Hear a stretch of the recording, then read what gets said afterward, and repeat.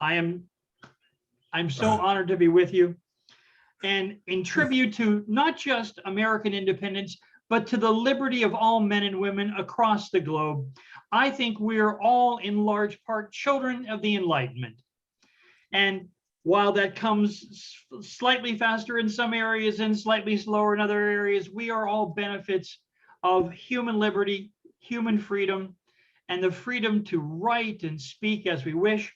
So I thought, how can I strike a similar note to honor that spirit of enlightenment? So I will offer you all this little tribute I call Master Voltaire, Fruits of the Enlightenment.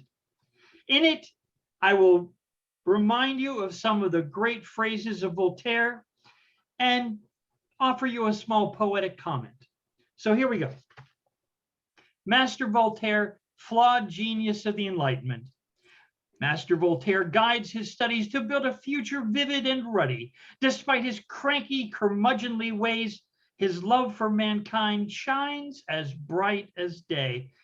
Voltaire says, quote, "Dare to think for yourself," unquote. Guided by thine inner light, no fog confused, no fool contrite will no more lead the thoughtful astray. When guided by that inmost light, we searching seek to find our way. Voltaire said, poetry is the music of the soul, and above all of great and feeling souls, close quote. Voltaire knew the voice of poets sings the truest, valor knows it. The poet's voice from inner heights shines like the fruit of heaven's vines, lighting the night and guild guiding the day. Let us play. Voltaire said, beware of the words internal security, for they are the eternal cry of the oppressor, close quote.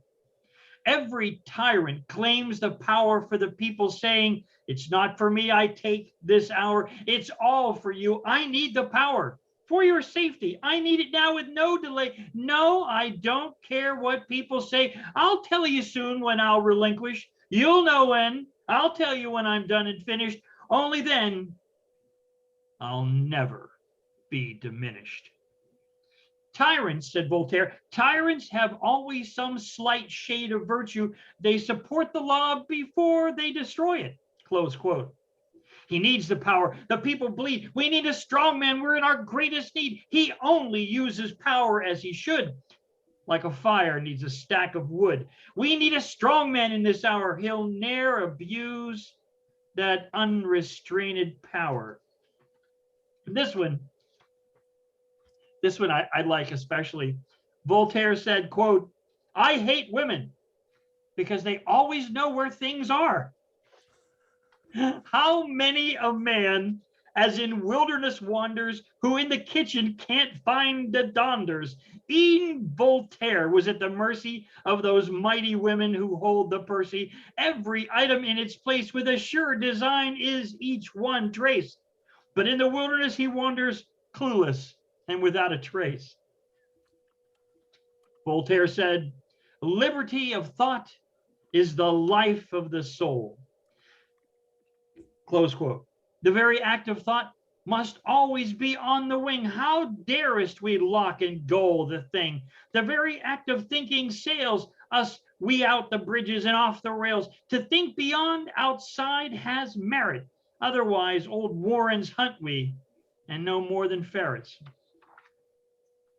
Voltaire said, love truth, but pardon error. Close quote.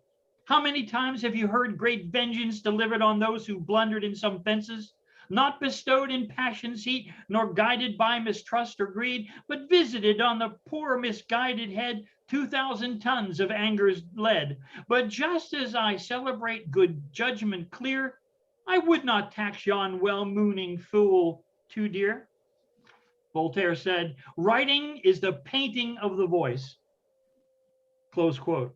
When my pen on that paper skates, proclaiming law, denouncing fate, I take up with my pretty cudgel there to bash a tyrant or bid a scoundrel beware, or mayhaps some pleasanter task I find at hand to toss a garland to my lady's hand, or proclaim in each ink-stained choice, while my patient adverbs instruct my noise, all to some hopeful end to hear that voice. Voltaire said, be bold, proclaim it everywhere. They only live who dare. Close quote. The timid argument wins no friends. Only the friendliest ear can hear such stammered, murmured hymns. But go boldly in your voice and thought that crosses seas and seas an end to droughts. Be not timid in thy ways. No rock gives sway to timid hand, but find your mountain. Take your stand. Voltaire said, life's a shipwreck, but we must not forget to sing in the lifeboats. Close quote. Amid the madness, some will wonder, what with the earthquake and the thunder, what will first confound and drown us with those waters swirling round us? We may only have this day. I say and will in song declare, hooray! We have one day, 1 hour yet. I would not see you with your cheeks tear wet. I would be merry and see you laugh, if only even were the day cut in half. Liberación! Viva human! Thank you. Thank you. Thank you. I must bid you adieu. I have neighbors outside. Thank you so very much, my friends. Thank you. But I have to disagree. Do have to disagree with you with Voltaire in that one. I know her stuff is. My wife has phoned me up at my work and said, "Have you seen where my pen is, please?" So. Thank you, myself. Thank you, my brothers. Thank you, my sisters. Have fun. Have a nice day, sir. Thank you, brother. Bye-bye. Okay. We're going to move on now to Special K, who's popping in before her battery pops out. Yeah. Hey, guys. How are you? How are you? Okay. So first, I apologize for the background noise. I am tuning in from the pool. So gotta be a mom. So this piece that I'm gonna do is called America, and I feel like it's apt that I do it today on this supposed day of independence.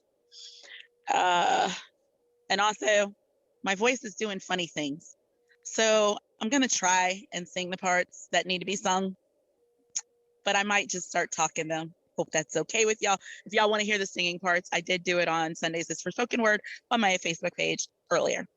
With that said, here I go. America, God shed his grace on me and crown thy good with brotherhood from sea to shine and see. But America, I feel thou hast forgotten me. From slavery to the separation, no, I mean the destruction of the Black family, to the created and portrayed imagery that only my people live in poverty. America, where is this brotherly love one of your original cities boast about? Or is that something that only white men in white robes are allowed to dwell in? America, God men design every flaw. Confirm thy soul in self-control, thy liberty in law. But America, I feel like I am the only one flawed, and you have taken it upon yourself to mend them, laying waste to my brethren, their lifeless eyes staring upward toward heaven, the streets soaked in their blood, while the pavement still echoes the reverberation. Stop. Don't move. Hands in the air. Bang, bang, bang. Oops. I did it again. America, the police have become a daily vigilante. They have declared themselves to be not only the lawmen of this country, but also the deciding factor in who gets liberty or death unto thee. America, may God thy gold refine, till all success be nobleness, and every gain divine.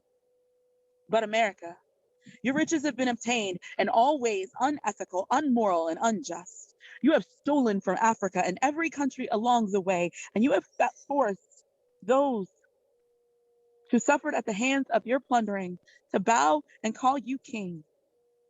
Where is the nobleness in that? And from that day until this very one, divine has not been the name of every gain for a people who look like me. Each step forward has been riddled in strife, struggle, oppression, and so much worse. America, God shed his grace on me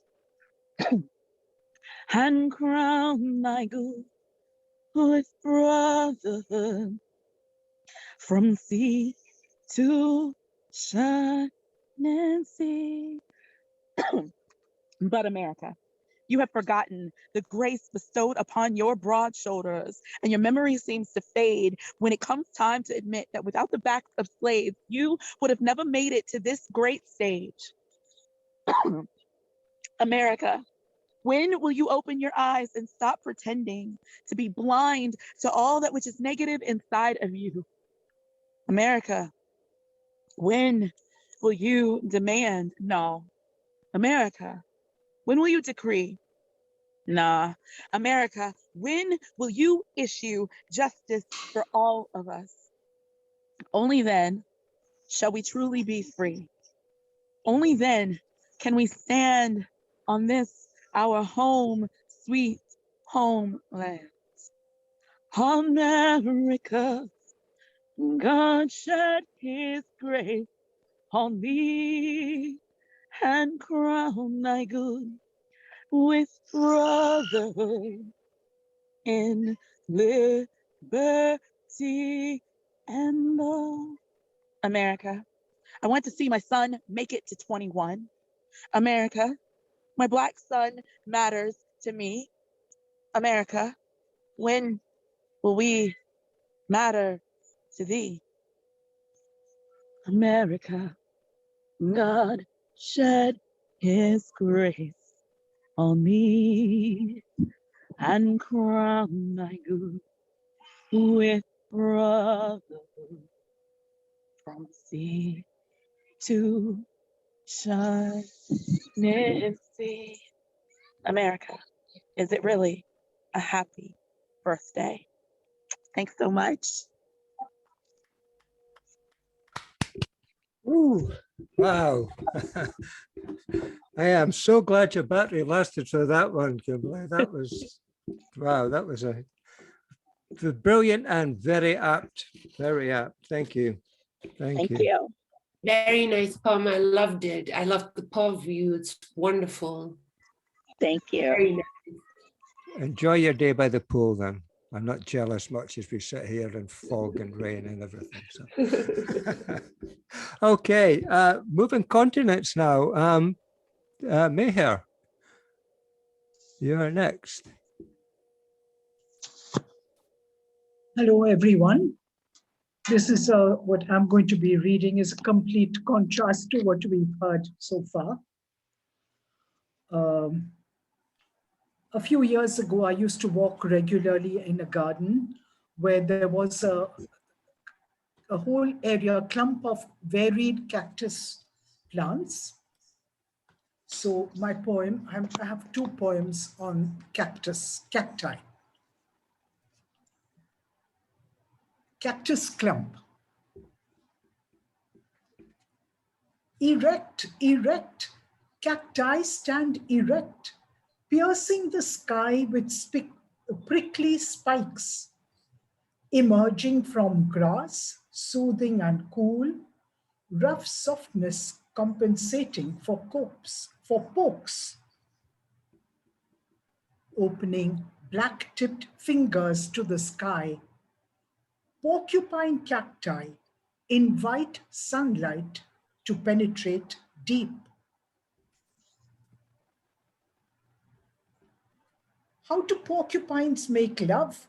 When tiny touches erect quills that prick and sting the other. Pierced by pointed cactus spikes, sky protects blue with a hymen of gray. Between prickles, cacti skin is soft to touch. Cacti provide no bird perch. Among prickly bristles, so sparrows soar, searching for softer space to nest. That's the first one. And the second is called waiting.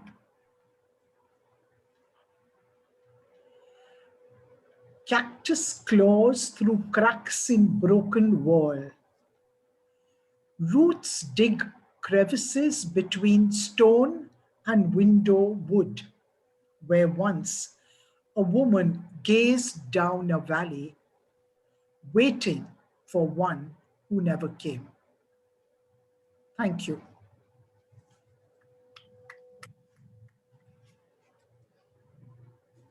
Thank you, Mihir. Thank you for joining us yet again. I like that one about cactus. We've got cactus and succulents growing in our house. And we've actually got flowers on a lot of them, which we've never had before. Which is really weird. Okay, next up, please welcome Lucia. Yes, I'm here. On you go then. Yes.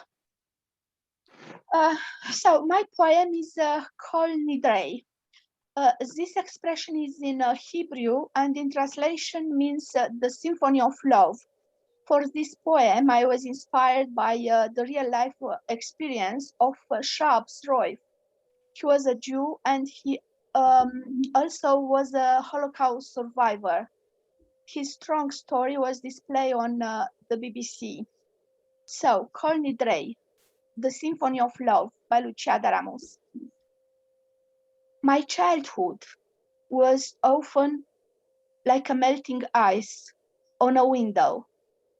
Few shadowy emotions, thoughts, wishes, some short friendships, finish straight as a ship forced to float without aim. I was only a child, as only child in the world, until that time when I found I am a Jew. Mute witnesses, now I am old, nothing to hide, nothing to be ashamed for, only suffering. I went into an emptiness with deaths. My story. This is my story. I grew up around the Prut. My village was named Durioara Veche, like a very old Blair, an old sound of an ancient place with old peasants and an old language, Romanian. I am not one of them. I am a Jew. Finding that time, at time with mute witnesses. The Romanian army ruined our soil with hate, with tongues, were fire, were blames against Jews, because we were Jews, only Jews. We decided to flee our village, our deaths in our cemetery, our life, our smile to the spot of our sky. We popped in another house of a friend in Brichevna. Again fire, the fire of war, the fire of hate and death. They wanted to shoot us, the Romanian army. We were 3,000 Jews. They gathered us in a village cemetery and shot us. I was hiding under a Christian cross, being only a slim child. I survived. First time when I survived from the claws of death. But my mates, only that. After a while, the peasants took our carts. 26 of us decided to walk by our feet, to flee through the nights under the black sky with yellow stars. Yellow stars, our sisters and brothers, Star of David, blooming in our coats. Morning, another day, in front of us Varatek, a new village, and soldiers. They forced us to stay in a shelter for pigs. Mud, you Judas, will die. But again, a star, a holy angels. Sometimes men are angels. A priest, he negotiated 6 hours between life and death. That voice, his voice, good man, you are free. But life is a journey sometimes with mud, for us a journey with tombs and deaths. A new destination, Rascan, Nazi Romanian camp, a camp only for Jews. You are not humans, Judas. Summer between June and July, hot gleams in the air, hot orange sun, 3,000 souls, no food, no water.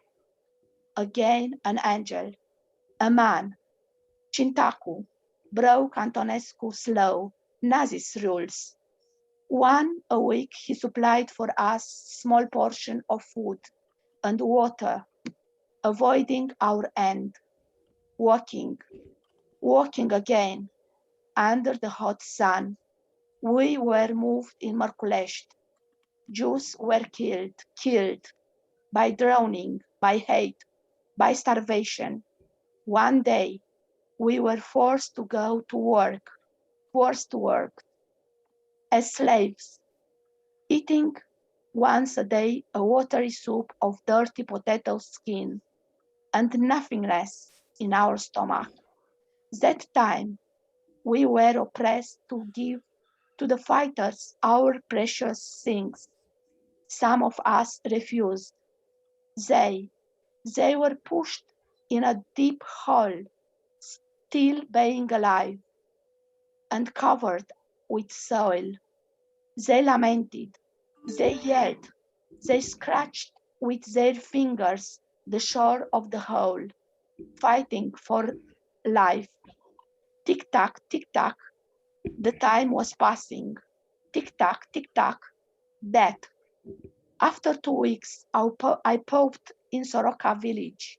Again, Romanian fighters. Their guns against us. They lined up us on the shore's hole. Shot, bang bang, in heads, in souls. They killed us and covered our body with hate. I was with blood on my face, the blood of one of my mates.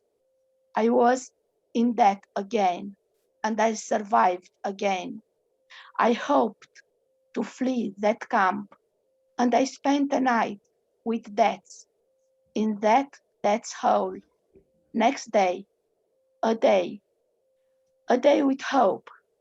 Instead of this, the nothingness in our existence. Everywhere, Romanian soldiers, their loyalty for German, Nazis, and I remained alive. But again, in that camp of devilish fire, the next day, I cried for the first time, not for me or for my family, for a girl, pregnant, in her tummy, a holy baby, hoping for life, for light. They shot straight her baby, her tummy with the symphony of love. That time I asked God, life is a gift. From whom? What kind of gift was that killed unborn baby? He could have been a Kol Nidrei, a signpost for our life.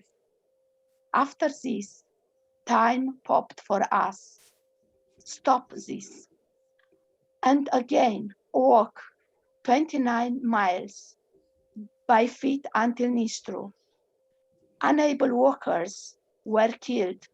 Our mother fell down in the mud. She was tired and pity in her soul.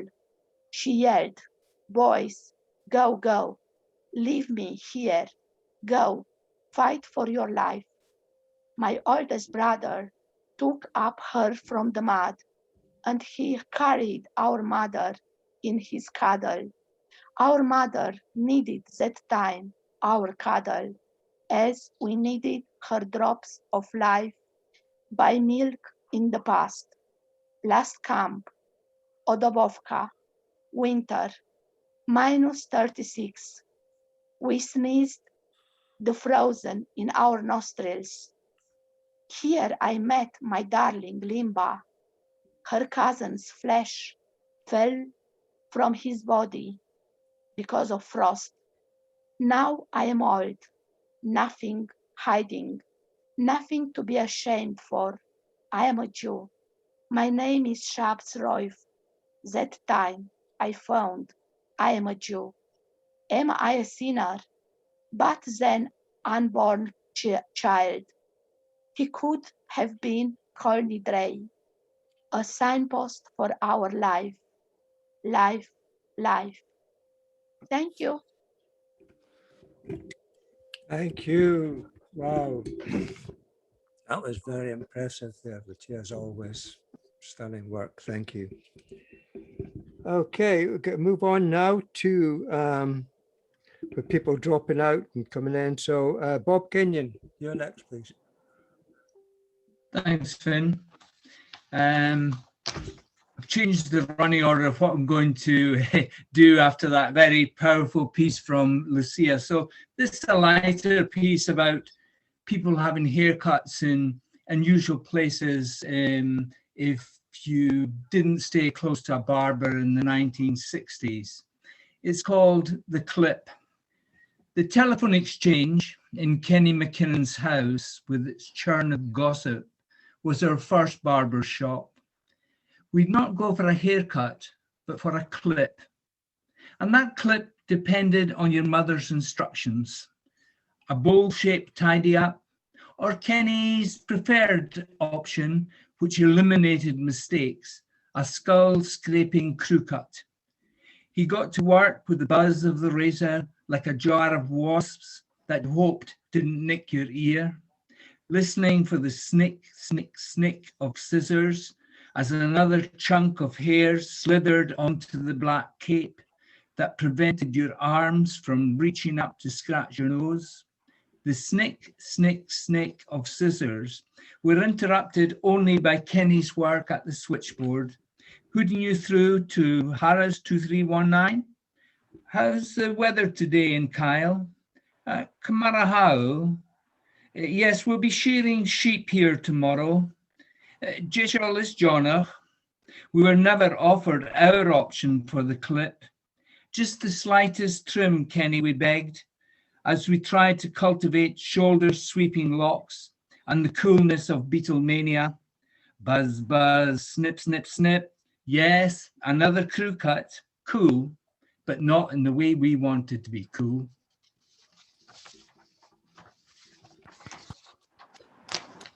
The next piece is a bit harder. The next piece is written because I'm astounded by the growth of food banks in places that you wouldn't normally expect to see food banks, in rural areas, in islands, in close communities.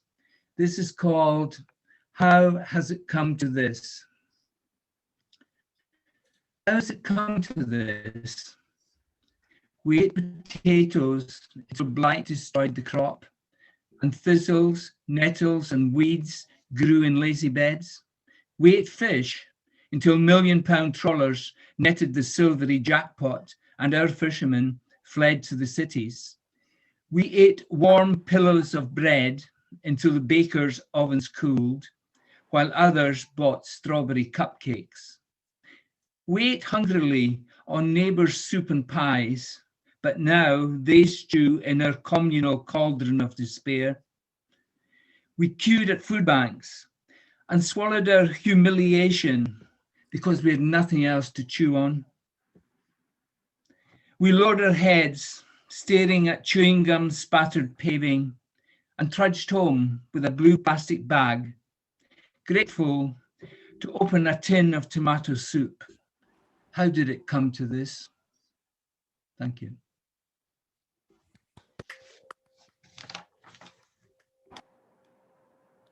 Yeah, thank you, Bob. I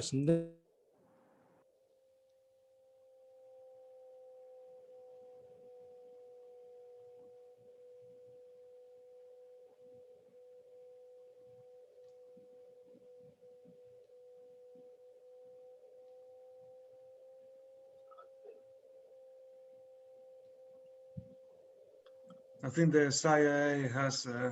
Finn appears to be frozen. Who was supposed to go next? Come back, Finn. Okay. Funny. I think Michael Sindler's next on the list. Yeah, Michael Sindler's next. on the Michael list. Cinder. Okay, good. All right, go ahead, Michael Sindler. Well, if I am, I am. I'm going to Give it to us. just take a, wow, I'm host. Oh my God. People don't, that's a mistake. I'm going to take a break from the heavy stuff here for a second. And this is sort of a memory from way back, like 35 years back when it wasn't so depressing to think about what's going on in our country, even though things are a little bit better than they were a year ago. But this is DC 4th of July. DC 4th of July, bread, cheese, and wine in a basket, and boombox blasting out the residents, deconstructing Hank and Sousa. Bystanders listen, puzzled and confused, but accepting, some bewildered, some amused. Blanket laid out close to the bandstand where the National Symphony Org tunes up. They start, the patriotic standards played to the teeming masses assembled from every state and strata. Nowhere could they have greater impact than here within the shadow and shade of the dome in which the Republic's core resides, where Congress presides and laws are made. And now the guest conductor, the beloved Henry Mancini, leads the players through a medley of his hits. Elephants Walk with a Pink Panther, all the great tunes rumble and roll along, such fun. Sunset turns at last tonight, time for Tchaikovsky. Cannons, real ones, roar. Explosive finale coincides with the first flashing fireworks streaking overhead, lighting up the mall from the Capitol to the namesake's obelisk to the seat of the great emancipator, illuminating the museums that line the green, painted with the hues of burning phosphor and palette of elemental minerals.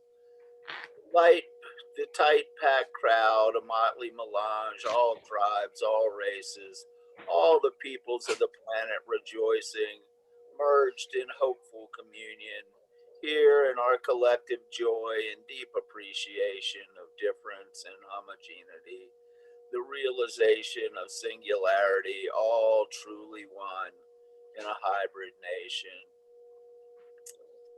And I'm going to follow that with one that a little bit more universal, Color My World.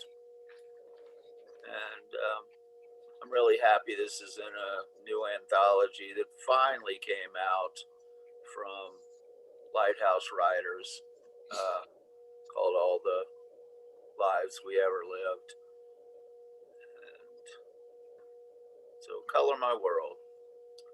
First, color my world with the invisible, the essential, the incorruptible.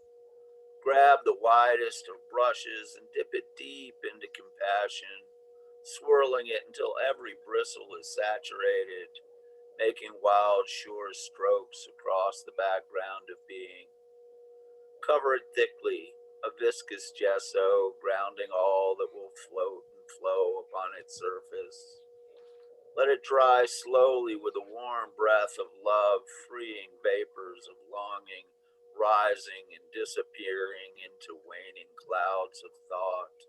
Sand it gently with empathy until its soft, smooth surface contains no crevice, crack, or outcropping in which the dusty particles of doubt may find purchase. And then color my world with all shades of human, every hue born from every clime. Color my world with a cross-pollination of lovers who leave convention behind. Color it with the shape and shade of every tribe.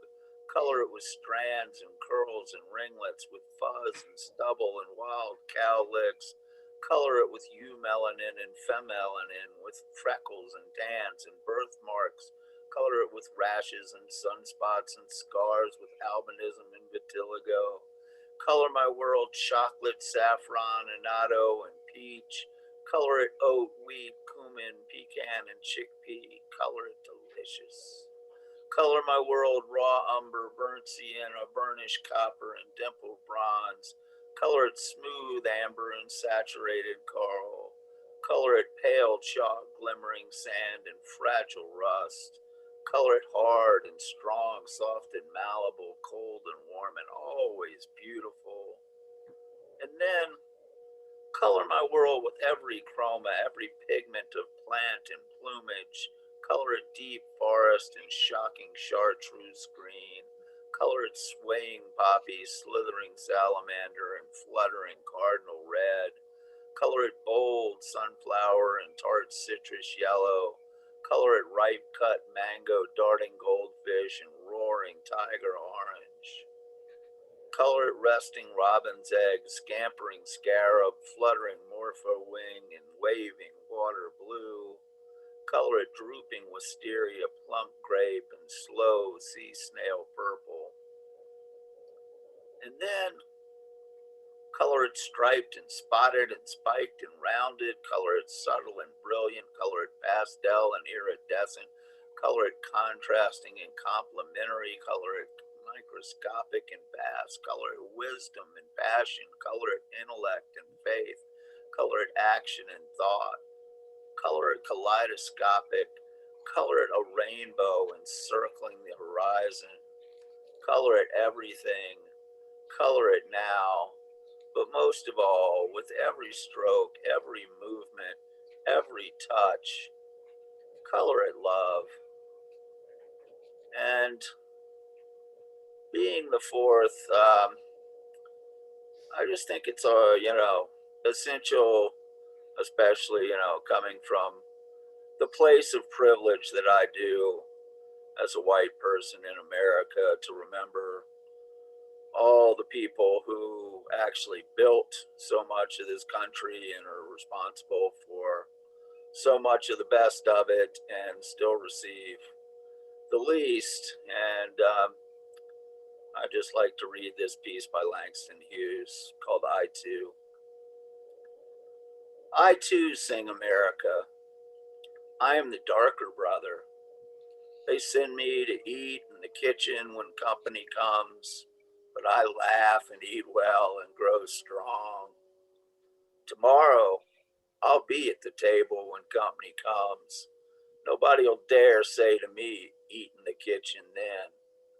Besides, they'll see how beautiful I am and be ashamed. I too am America. Okay, thank y'all very much. Thank you, Michael. Thank you. My wife sent her apologies. She actually unplugged the Wi-Fi by error. She's doing some sewing and house making things, so I panicked for a bit there. Who we got next? Lily. Lily. Hi, everyone. Hope you're all well. So I've just got one poem tonight. I posted it recently on Facebook, and it's called Lonely. Maybe you will forget me, a radio wave on a sea of misery, a surfer on the nightmares of people I am not, a hitchhiker who needs a destination to wish for because home is so very far away, in a Neverland that doesn't exist. And why am I like this? I know I can't be the only one, the only betrayal of a nurturing life that needs no explanation, the broken faculty, a twisted part in a forever mechanism in a black hole heart. You will forget me. I know you will, because the mind doesn't like to dwell on sadness, although it feels like that sometimes. And it's not just me, I know, but I don't. And the kaleidoscope keeps turning in its silly tune, thinking it can actually get somewhere, but it can't. It's just stuck. The bad song on an album or the used by last week cheese. You're right though, to forget me, because I wouldn't be my friend either. Look through the glass to escape your past and take the secret potion, but I know it's not just me, right? Drink the potion. It might make you smile. Take you to a hot spring fuming with too warm water and bubbles in all the wrong places, dancing about the surface like spaceships. We think there's a point in life where there's no turning back, a fatal floor crash and the force crumbles in like a bomb or one of those bubbles. But it's not true. And it's the single truth we can live by. We start as nothing. We end as nothing. But no body wants to live that life. You will forget me, knots in the meadow of my arms and the elves on the neurons in my brain. I know I'm not the only one. The only person you'll forget, and the only woman who cries when she's lonely.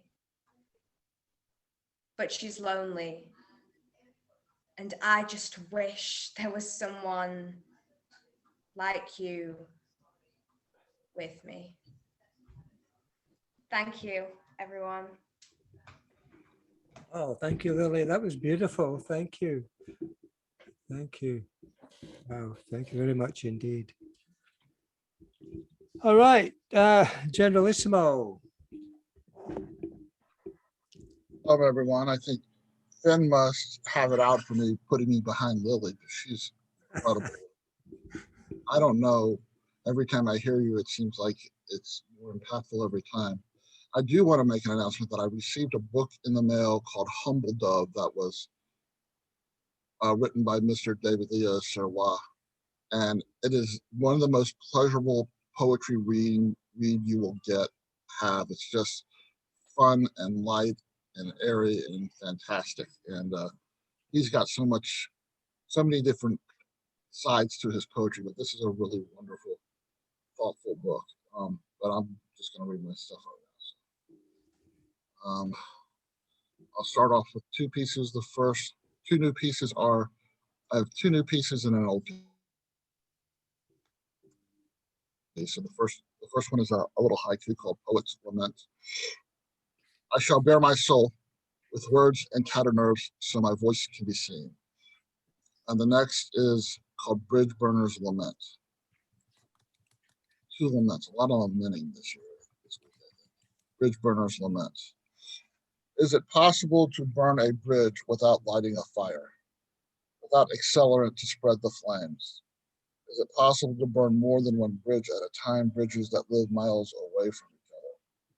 Can bridges be so easily burnt to a crisp with one bad decision?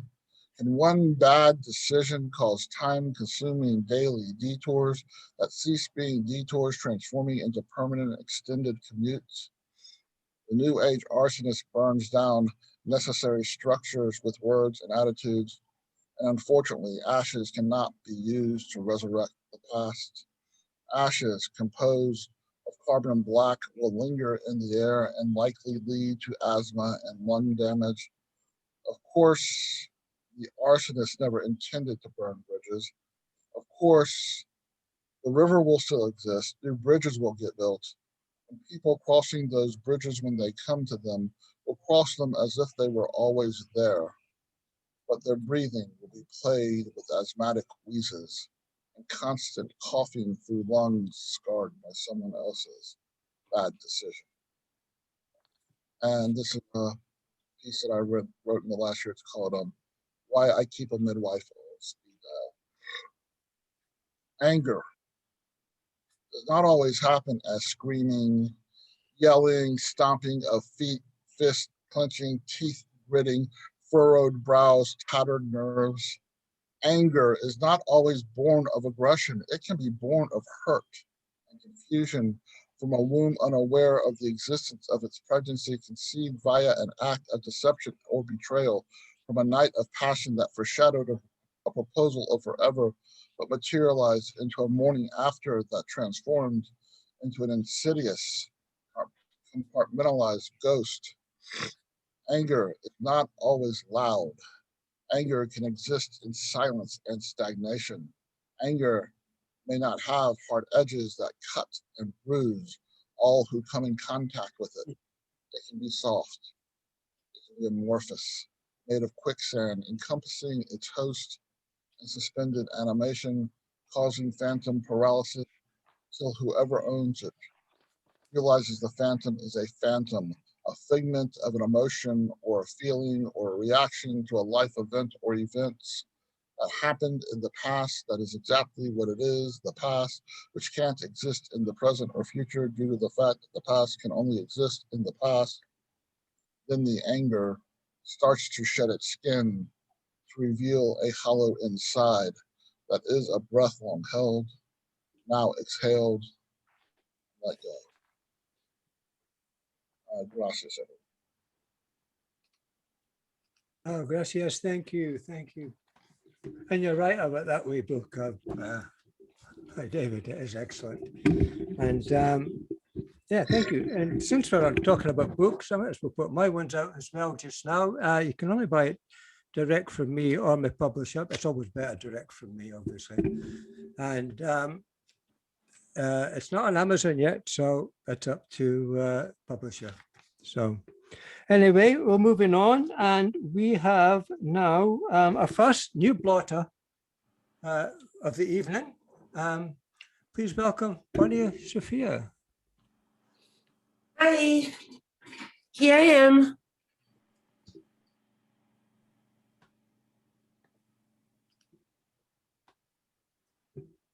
Can you hear me? I can hear you now, yep. Hello, start video. Okay, I have, well, it's 4th of July, and because it's the year of the 1 year after the pandemic, I would like to read some pandemic poems out of my book. It's not visible. Oh, okay, here it is. #Wuhan. It's really bad visible, no matter what. Okay, I'm having 1, 2, 3, 4 poems, short ones. The first one. Oh, first of all, my name is Sophia Behal. Okay, this is out of hashtag Wuhan 2, the second part. It's available at bit.ly Wuhan Poetry. Darkness. What excuses the darkness of the time specs when 2 weeks long your voice in your head says, coronavirus, you're lethal. In slight distress, alone I stand, heart filled with people crying from far away. Everybody see the pain. Somewhere far away are people dying.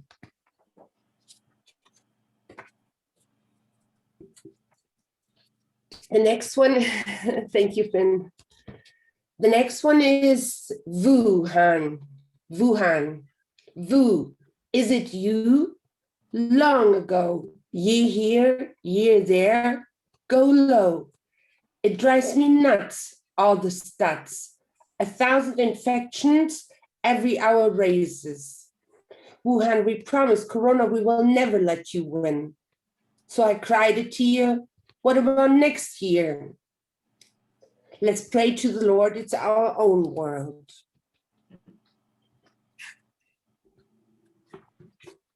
The third poem. The third poem is a haiku.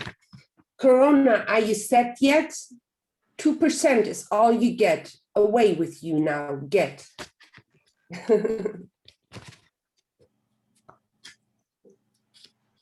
And then I have the last poem, and I would like to play at last then a poem over screen share. So this one is the last one that I read out of the book. It's called Who Are You? Coronavirus, COVID-19, SARS-CoV-2, HKU, nCoV, and SARS. So many names differently, saying the same, can it be? It's true, Corona is part of a big Corona family, having infected us since 2003. Is it real? I do much worry. The killer runs around free, or has nature thrown this to our feet? Few years inside and outside, the world pays back all of thee. It's because humans don't treat nicely the world and its peep. Corona we don't need. So thank you very much. Let me find, I think I could do now with a screen share. Here. Okay, I need to stop screen sharing. Can you guys see it now? Yep. Okay. Hello, everybody. This is the poem Weapons Down, written by Sophia Behal.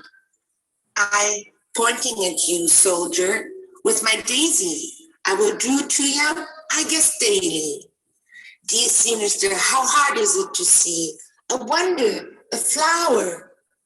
Weapons down, I say, bloody hell, breaking the spell. Prevent a catastrophe. Soldier after soldier, soldiers one by one. Don't point the gun, no more pointer, soldier. Meanwhile, at another grail, I try to point a weapon at you. The point, a giant daisy grew. Ha, again, for you. Yes, it's us solving the gun's matter. Let a daisy be the letter. Yes, it's growing out of the gun's barrel better. So let the daisy save the days, wherever, stop never. Don't let it be. Let the daisy save lives daily. Okay, thank you very much. Thank you. Thank It was you. a pleasure reading with you guys. Thank you. Thank you very much for coming, Sophia. That was good. Enjoyed them all. Thank you. Okay, I'm happy. Thank you. Okay, we have, let me see here, 1, 2, 3, about 4. And thank you for inviting me. You're welcome. The 4 or 5 4 or 5 more readers before we go to our feature point. And next up is, I can't see her, but Pankuri. Oh, there you are. Happy 4th of July. I am missing all the firecrackers. Still love that country that I was deported. But this is a poem that's called The Secret of the Password. I'm going to dedicate this to Snowden. The secret of the password, that it was not what it was or after whom it was. That famous person they all knew, to whom the word could be traced back, and so on. It was the word that came after it, and the word was a second name and had meanings in the hierarchy of a religion. It still was dear, but somewhat less revered for all its theories, evidences, arguments, theses. It was a weird solution to naming a password in a known hack situation. There was no pretending for the need of mental assessments, no prevention of any paranoia, just relief from vocal surveillance. Surveillance that screamed in its ferocity, in its brutality, but the more she revealed about the system that surveyed her, the closer the system got, and yet all of this had to be said in such a sign language, and she hoped for a direction in which the words were to flow. The first word pointed simply towards the second, and also towards the eeriness of the second word, and how it had come to trace her in a land so far away. The word itself had profoundly different meanings. In this case, it was a cultural difference. There also was cognizance, yet the person had intruded already in your public space, over your calling, your stand, your voice, your argument. You just wanted to keep a record of it all. You also wanted to find out the range, the extent, the timing, the expression, and when you named the password, the person descended from the steps, turned like they knew about the password as well as many other things you did not know. And the second one is called the walk. Thank you, very kind of you. It's called the walk yesterday. When the only walk that mattered was the walk in the aisle with the cream cheese and the whipped cream and the cottage cheese, all the aisles she did not walk while being married to them. Didn't even think about them, and the aisle with the flavors of dips, so many it was hard to remember their names. Besides, they always made new ones and sold. Some completely artificial flavors, nothing like avocado, just avocado. But exotic names like Caribbean Paradise, like Jamaica flavored tortilla dips, in very strange kinds of markets where they also made and sold. Very strange desires, buying powers, salesmanship, passports to countries with welfare schemes, legal fees included, status in countries with welfare schemes, massive show of food bank donations at every grocery store counter. But to work was a slogan, to work a desire turning into dream. Such was the politics, creating worthlessness, or of making you work in conditions compelling you to quit. But the only walk that mattered was the one in the cream aisle. Not the facial ones, but the edible ones, the cream she had never craved before. And what mattered was to get someone to pay for it, and not God right there. The phone had rung at precisely these moments and had thrown her off of tall glass floors, off of skyscrapers. Just get someone to pay for it. But the state would not, and would not enable her, not even once. Thank you. Thank you. Thank you. Your sound was coming and going in there, but we got it anyway. Thank you. Right, next up we have our second Blot debut for the night. Please welcome Monologue John. Thank you very much. This first one is a current poem, which if you had a time machine, you could bring all these poets together and select the lines and go and tell this story. Feel free to guess which ones they are.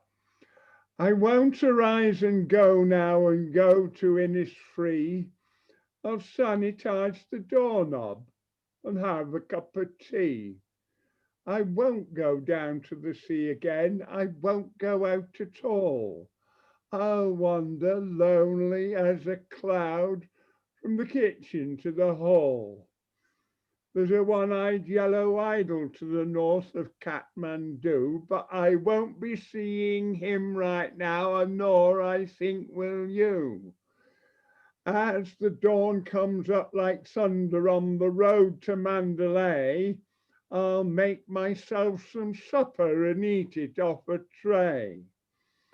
I won't speed my bonny boat across the sea to Skye or take the rolling English road from Birmingham to Rye. About the woodlands just right now I am not free to go to see the keep out posters or the cherry hung with snow. And no, I won't be travelling within the realms of gold or go to Milford Haven. All that's been put on hold. Give me your hands, I shan't request, albeit we are friends, nor come within a mile of you until this COVID ends. The other one's slightly different. It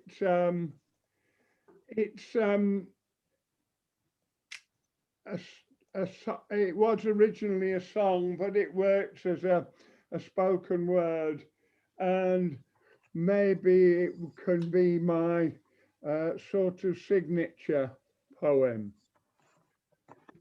I am the bard, the storyteller. In me the old tales they still live, and though the world's gone on forever, the old tales still their comfort give. My tales began when earth was younger, and when the old ones walked the land, and heart and man was filled with wonder as the season turned in the old one's hand.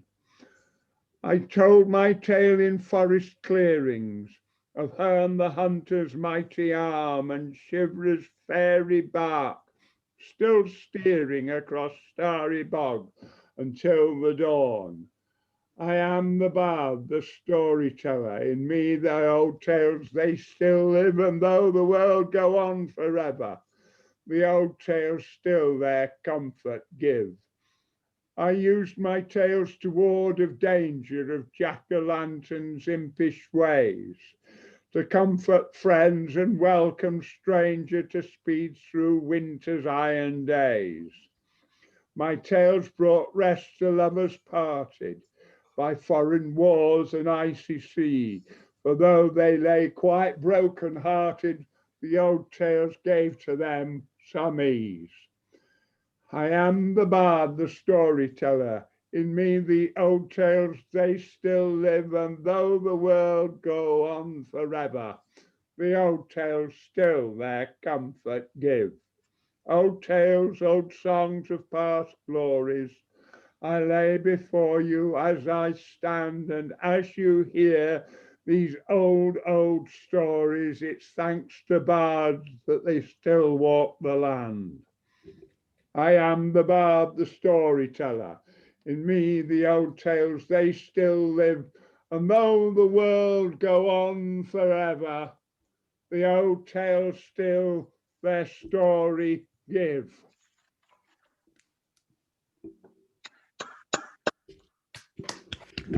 Thank you. Two totally different ones there. Thank you very much, John. Thanks for joining us. Thank you indeed. Come back anytime, sir. Okay. Well, speaking of coming back, welcome back, John Wessick. Thank you, Finn. Monologue, John. I also have a Yeats parody. For those of you in the UK, Trader Joe's is a store in America, kind of like your Tesco. So this is called Yeats Aisle at Trader Joe's.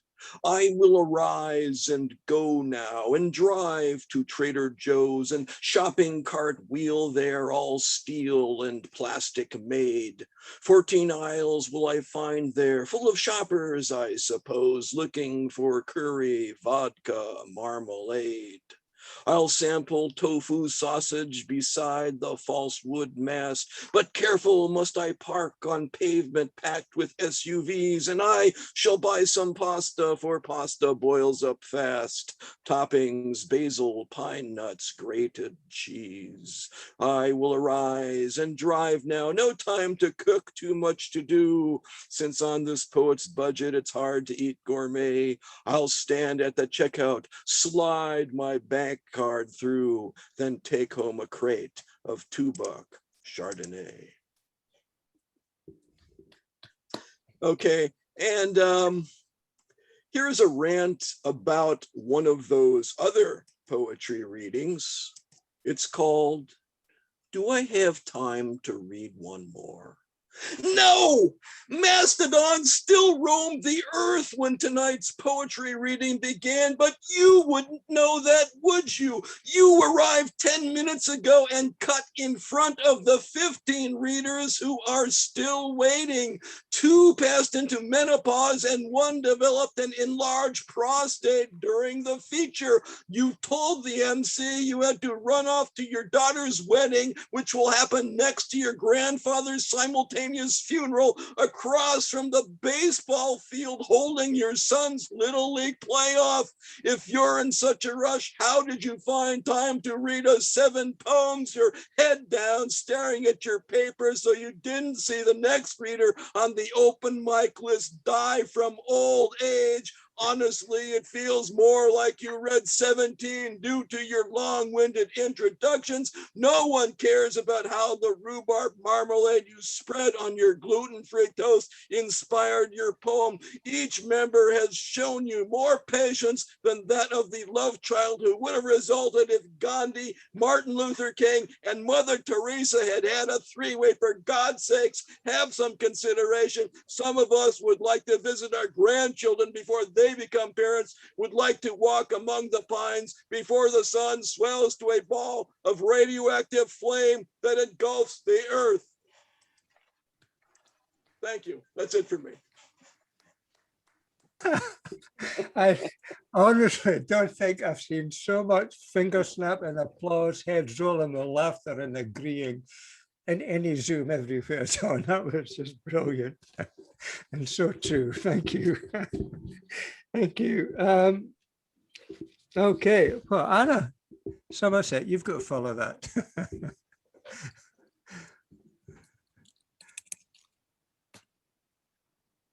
Sorry, I was deep in poetry. Sorry, I really love that. Right, sorry, right, got to get my thing. Sorry. Oh dear, I had it a minute ago. I've just right, sorry.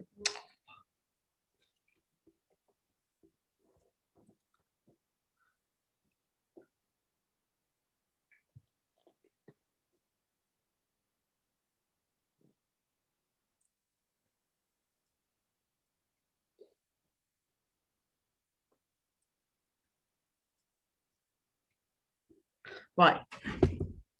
So this is called Messages from the Doggerlands. Before the Angles, Beaker, Celts and Nearlists, our isles were not, nor were we Brits.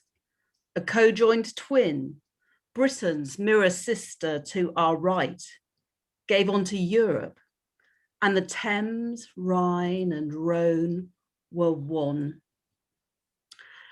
In those Doggerland days, auroch and wild boar, reindeer, beaver, hare, hyena, filled marshy forests of oak and hazel, quarry rich to feast upon. What is ancient?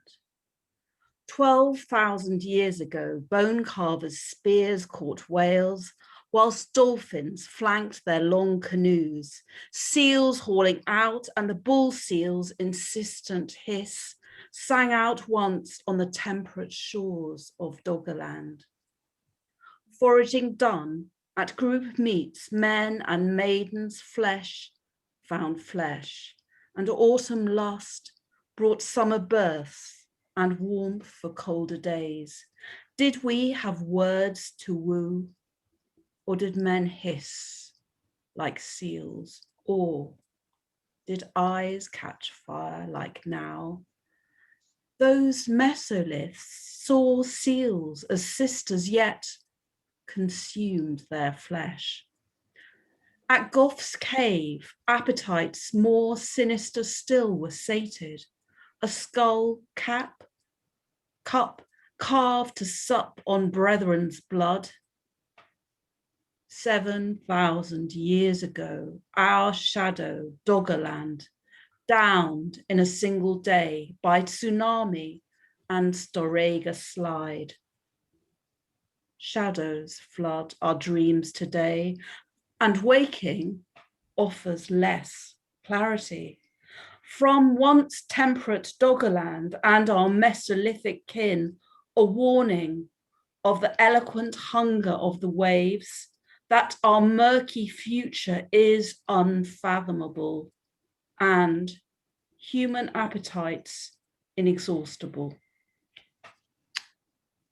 Thank you. That was about Doggerland was connected to Britain and then it wasn't. Right, so I've got another one.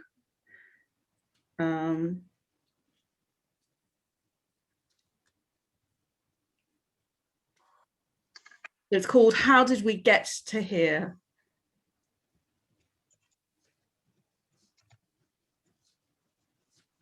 Now we've entered the portal to the new normal. Remind me again how we got to here, this unholy trough on the road map of loss, how our disbelief got so suspended that it strangled sentience, swallowing statistics that changed on the hour every hour, and obeying laws set by the lords of misrule, shutting ourselves away, shunning the susceptible, until souls sank and spirits shrank, and all alive were miserable. Remind me again of the exceptionalism of this malaise, which causes death to be endured, bereft of company or physicality, hoovering up the arts and all joyful communality, establishing an existence of ersatz banality. However much this new normal is spun, we're miserable enough, and it has hardly begun, despite whatever billions of our money has been thrown to keep us stum and at their mates offshore in unearned income from contracts seedier than a budgie's bum. Fresh air, I yearn for it, behind the suffocation of the Teflon mask and compulsion to live life in mirrorland and crush our spirits till we're bland. So we'll beg for chips to render us robotic, to bear to live this half-life unpsychotic. Thank you. Thank you. Thank you, Anne. Thank you. Glad you could join us. Thank you. Okay, we'll give a quick move around now as usual, because this next reader was supposed to be on the second half, but he's on his break at his work and he'll be going soon. I'll have him anyway. Xavier. Hello, thank you very much for accepting me again in this nice poetry gathering.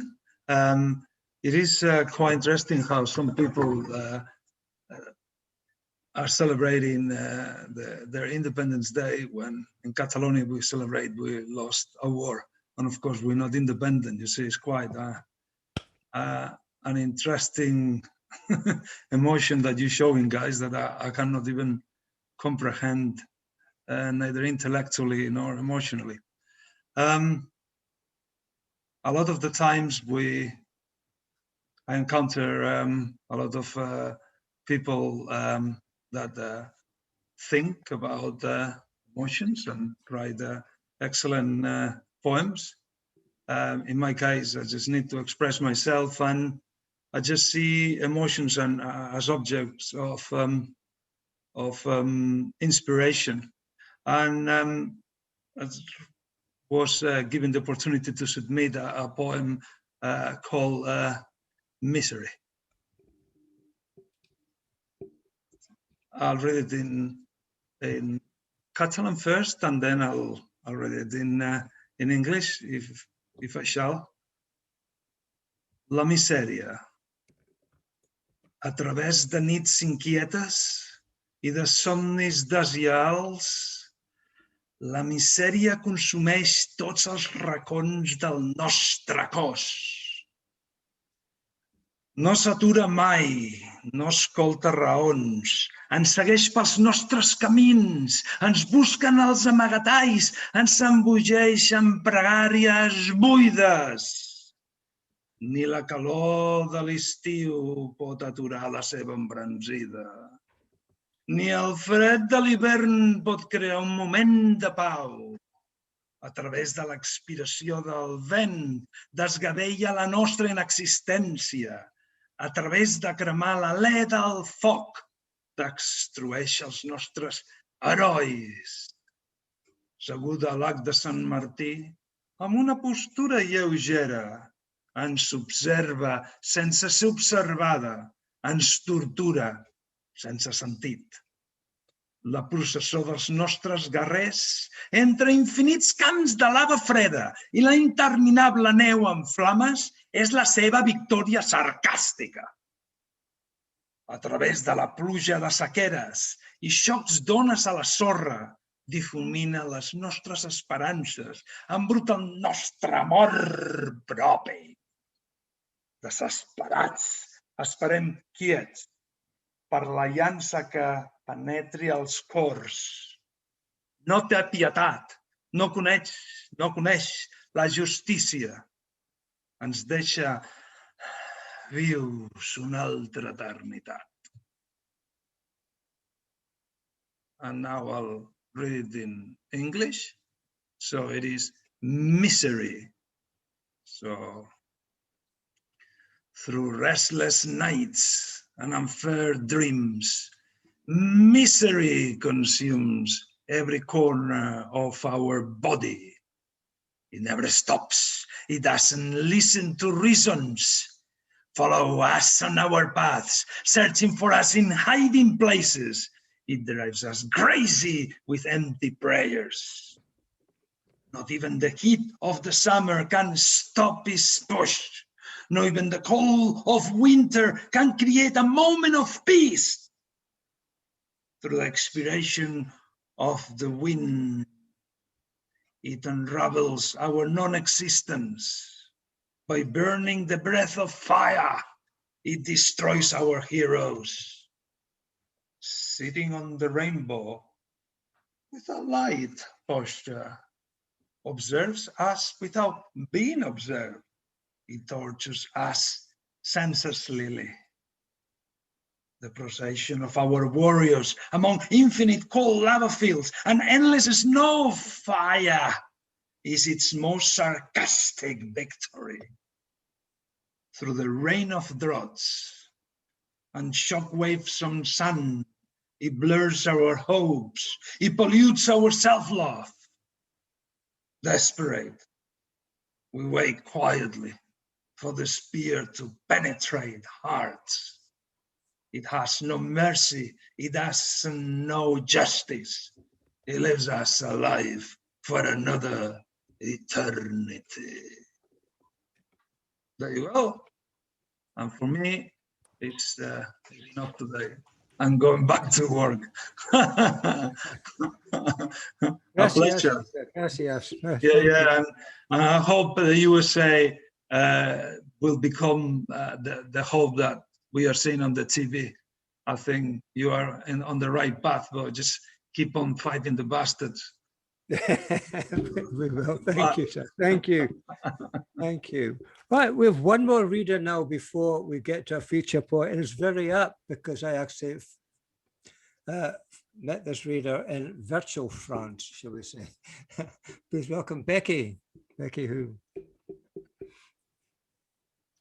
Guys, gosh, is it me? Right, okay. Can you hear me? Hi everyone. Right, I've dug out a poem I wrote a few years ago for you today. I seem to remember it took me months to put together. And now I'm wondering if it's a bit cheesy, but anyway, I'm going to try it. So here goes.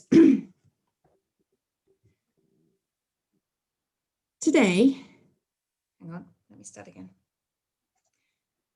Today, I want to be the me that smiles to myself in public places. I want to let happiness show on my face at the risk of confusing or bemusing any passers-by. I want to get distracted by the beauty of something inane, like the reflection of light on a window pane or the unusual shape of a cloud in the sky. I want to be the me that gets high on 60s rock and roll. I want to read poetry and feel it feed my soul. I want to be randomly delighted by random sights and sounds, or just let my thoughts go swirling around like leaves in the breeze. I accept the risks of being this me. Panic is the flip side of ecstasy. It's such a fine line to tread, the heart taking flight or total chaos in my head. And when the border is touched and it all gets too much, I just want to curl up and hide in my bed. Better that than simply be numbed by routine, hypnotized by the light of the tyrannical screen. Let's pretend for a moment that nothing or no one needs me to be efficient in getting things done, putting ticks in boxes and things in their place, all practical and productive and living life like a race that can never be won. Today, I want to be the me that smiles at random strangers in the street. I want to feel the glow of a friendly meeting or a few minutes pleasant conversation. I want to discuss crazy stuff with those I hold close, whose hearts and minds I value the most and can turn to without hesitation. I want to be brave enough to risk getting hurt, give something my all, risk getting treated like dirt. I want to reach out and touch and feel and believe, wear naivety with pride and my heart on my sleeve. I know the risks of letting feelings reign. The flip side to love can only be pain. It's such a fine line to steer, the warmth of affection or the fire of fear. But if fingers burned don't mean lessons learned, I can at least douse the flames with my tears. Today, I want to be the me that keeps smiling all day. I want to breeze through any crap life sends my way and rejoice in my strength and resistance. I don't want to be the me that keeps heaving great sighs or creasing my brow or rolling my eyes like a victim of my own existence. I get it. Life can't be just one easy ride. Every silver lining has its flip side. It's a really tough road to negotiate, the drive of destiny or the weight of fate. But we've only one life and then we die. And sometimes we smile and sometimes we'll cry and sometimes we'll fly and sometimes we'll fall. Better that than never having lived at all. Thank you. Thank you. Thank you. That wasn't too cheesy at all. It was great. Thank you. All right. Okay, we've come to that part of the evening where we have our occasional feature spot. And a feature spot tonight is a host of himself, a host in his own right, shall we say. And we all know who he is. Would you please welcome David Sirois?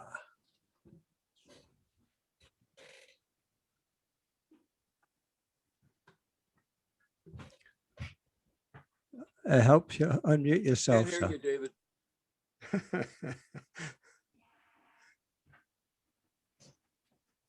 I just wanted those chocolates from that thing.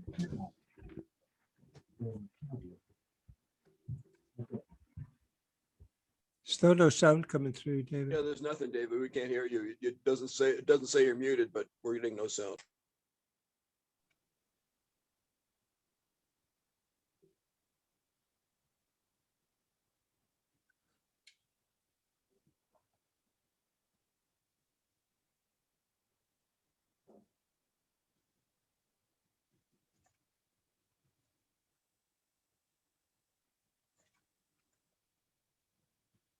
No.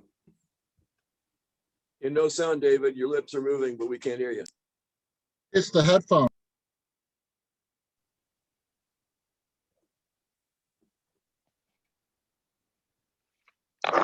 All right. I hope you can hear me now. Hey. Up the volume. Oh, one second.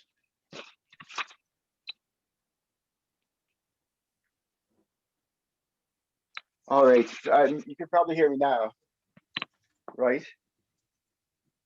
I took off the headphones. Am I audible?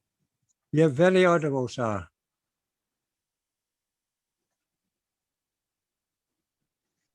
I couldn't hear that. Can you hear me now? Yep, Oh, we can hear you. I'll turn off. I'll come back to me in a minute. Okay, okay. Well, okay, well, someone else will go. Jeff, you ready to step into the breach? Yeah, give me a second. I wasn't ready. Okay. I thought there was going to be a feature. Okay. I'm probably audible now. I'll come back after Jeff. Okay. So this is relatively new. It's called Dreams, or that's what I've called it for now.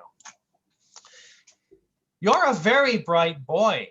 Am I, Mommy? Yes, you are. You're so smart. You can be anything you want when you grow up.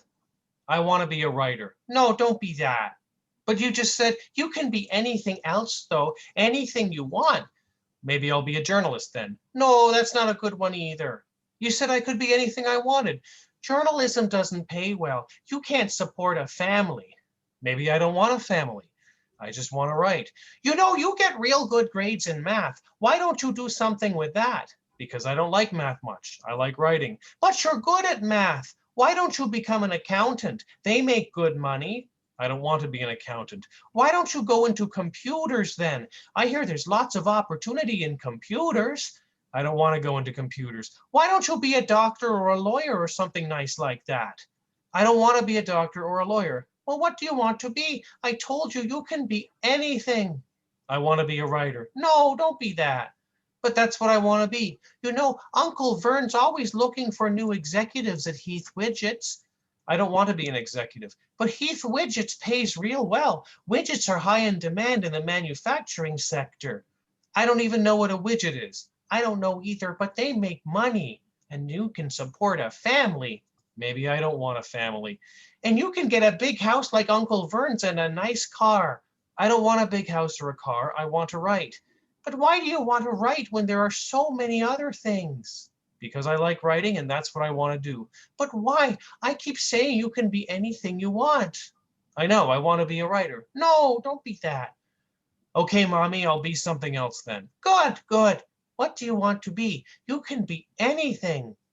I think I'll be an actor. No, no, no, no, no, no, no, no, no, no, no, no, no, no, no, no. How about a musician? No, no, no, no, no. Don't be anything like that. I could be a filmmaker. No. What about a painter or a photographer? No, no, no, that's just getting silly. Maybe I'll be a choreographer then. What's a choreographer? Somebody who directs dance performances. No, no, no, no, no, no, no, no, no, no, no, absolutely not. But I don't know what else I'd like to be. But I keep saying you can be anything you want. And I keep saying I want to be a writer. No, don't be that. I don't know what else to say, Mommy. You know, the armed forces are always looking for new recruits. You want me to become a soldier? Soldiers make a lot of money. I don't want to be a soldier. They also build up their bodies real good. I don't want to be a soldier. And you'd get to be a hero if there's a war or something. I don't want to be a soldier, Mommy. But I'd be so proud of you. I don't care if I make you proud. What did you say? I just want to do what I want to do. I don't care what you think. Well, I'm not going to stand for that kind of attitude. You get out of this house. You're kicking me out? Yes, I am. You get out of this house right now. You know I'm only 9 years old, right? I don't care. I have no son. Get out. All right, fine. I'll be something else then. Good, good, good. What do you want to be when you grow up? I would like to be a prestidigitator. Why, that sounds real technical and complicated. What is that? A prestidigitator works with prestidigitation. And what is that now? It's a challenging job, Mommy. It involves animals and dangerous equipment and stuff. Good, but that wasn't so hard, was it? I told you you could be anything you want. You sure did. You're a very bright boy. Thank you, Mommy. Can I go to that poetry reading tonight? No, those events are a bad influence. I think they're all on drugs. Oh, for fuck's sake. So that's called Dreams. And this is just a really stupid thing I put on Facebook yesterday. And I know it's 26 years late, but who cares?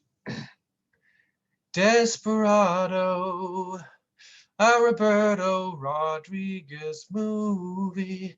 The soundtrack is groovy, but there isn't much plot. Steve Buscemi, he tells a long-winded story, and the violence is gory, but it's all for naught. Tarantino tells a wacky joke about a penis that gets runny. There's an old guitar case full of guns and stuff. Cheech Marin plays a bartender, but he really isn't funny enough. Oh, Desperado, why don't you have better writing? All those gunmen fighting, is that all you've got? Salma Hayek, oh Salma Hayek, she owns her own bookshop, but that's where her character stops. But that's where her character stops. But that's where her character stops. She's just there. She's just there to look hot. That was a song about Desperado. Thank you. Thank you. I'm actually glad they made that movie now, you see, because you wouldn't have got that piece out of it, you know. There we go. It all fits together. Although, as Carol says, the first one was better. Not the point, the movie. Okay. Right. Try again. You can hear me, right? Can hear you perfectly now, David. Thank you. Great, great. I saw children chasing pigeons at a playground in Montmartre. As I walked by, I smiled and disapproved. They didn't notice me or my hair in disrepair, but I stared in mute contemplation of their scary, fearless, unrelenting effort to scare these multicolored humble doves who come from everywhere. All right. So because it's the 4th of July, and I'm quite un-American, and I'm half Canadian, I lean on that side, but I can make fun. I can satirize the States. So this poem won a 3rd prize in the Wurgle Flomp humor poetry contest, and then I'll get to some serious verse and more. I hear the Bank of America singing. I will go down to my bank by the river and make myself undisguised and naked. I am mad to be in contact with my cash. It is for my fingers forever.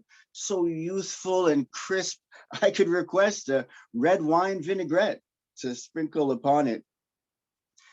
When I heard the learned investment counselor recite the facts and figures, his basso profundo projecting from the orbic flex of his mouth, how soon, unaccountable, I began to consider linkage, a long-term, low-interest loan, perhaps a business account, and why not?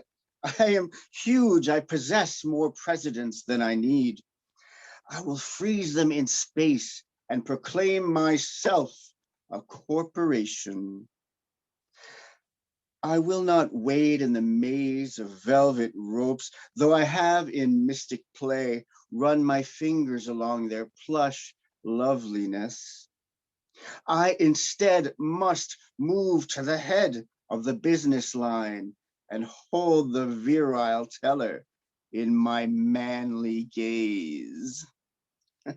Spending all time, minding no time, while we two chant together, oh, bespectacled investment counselor, dressed in collared shirt, tucked into handsome pantaloons, your aroma of fabric softener, finer than prayer.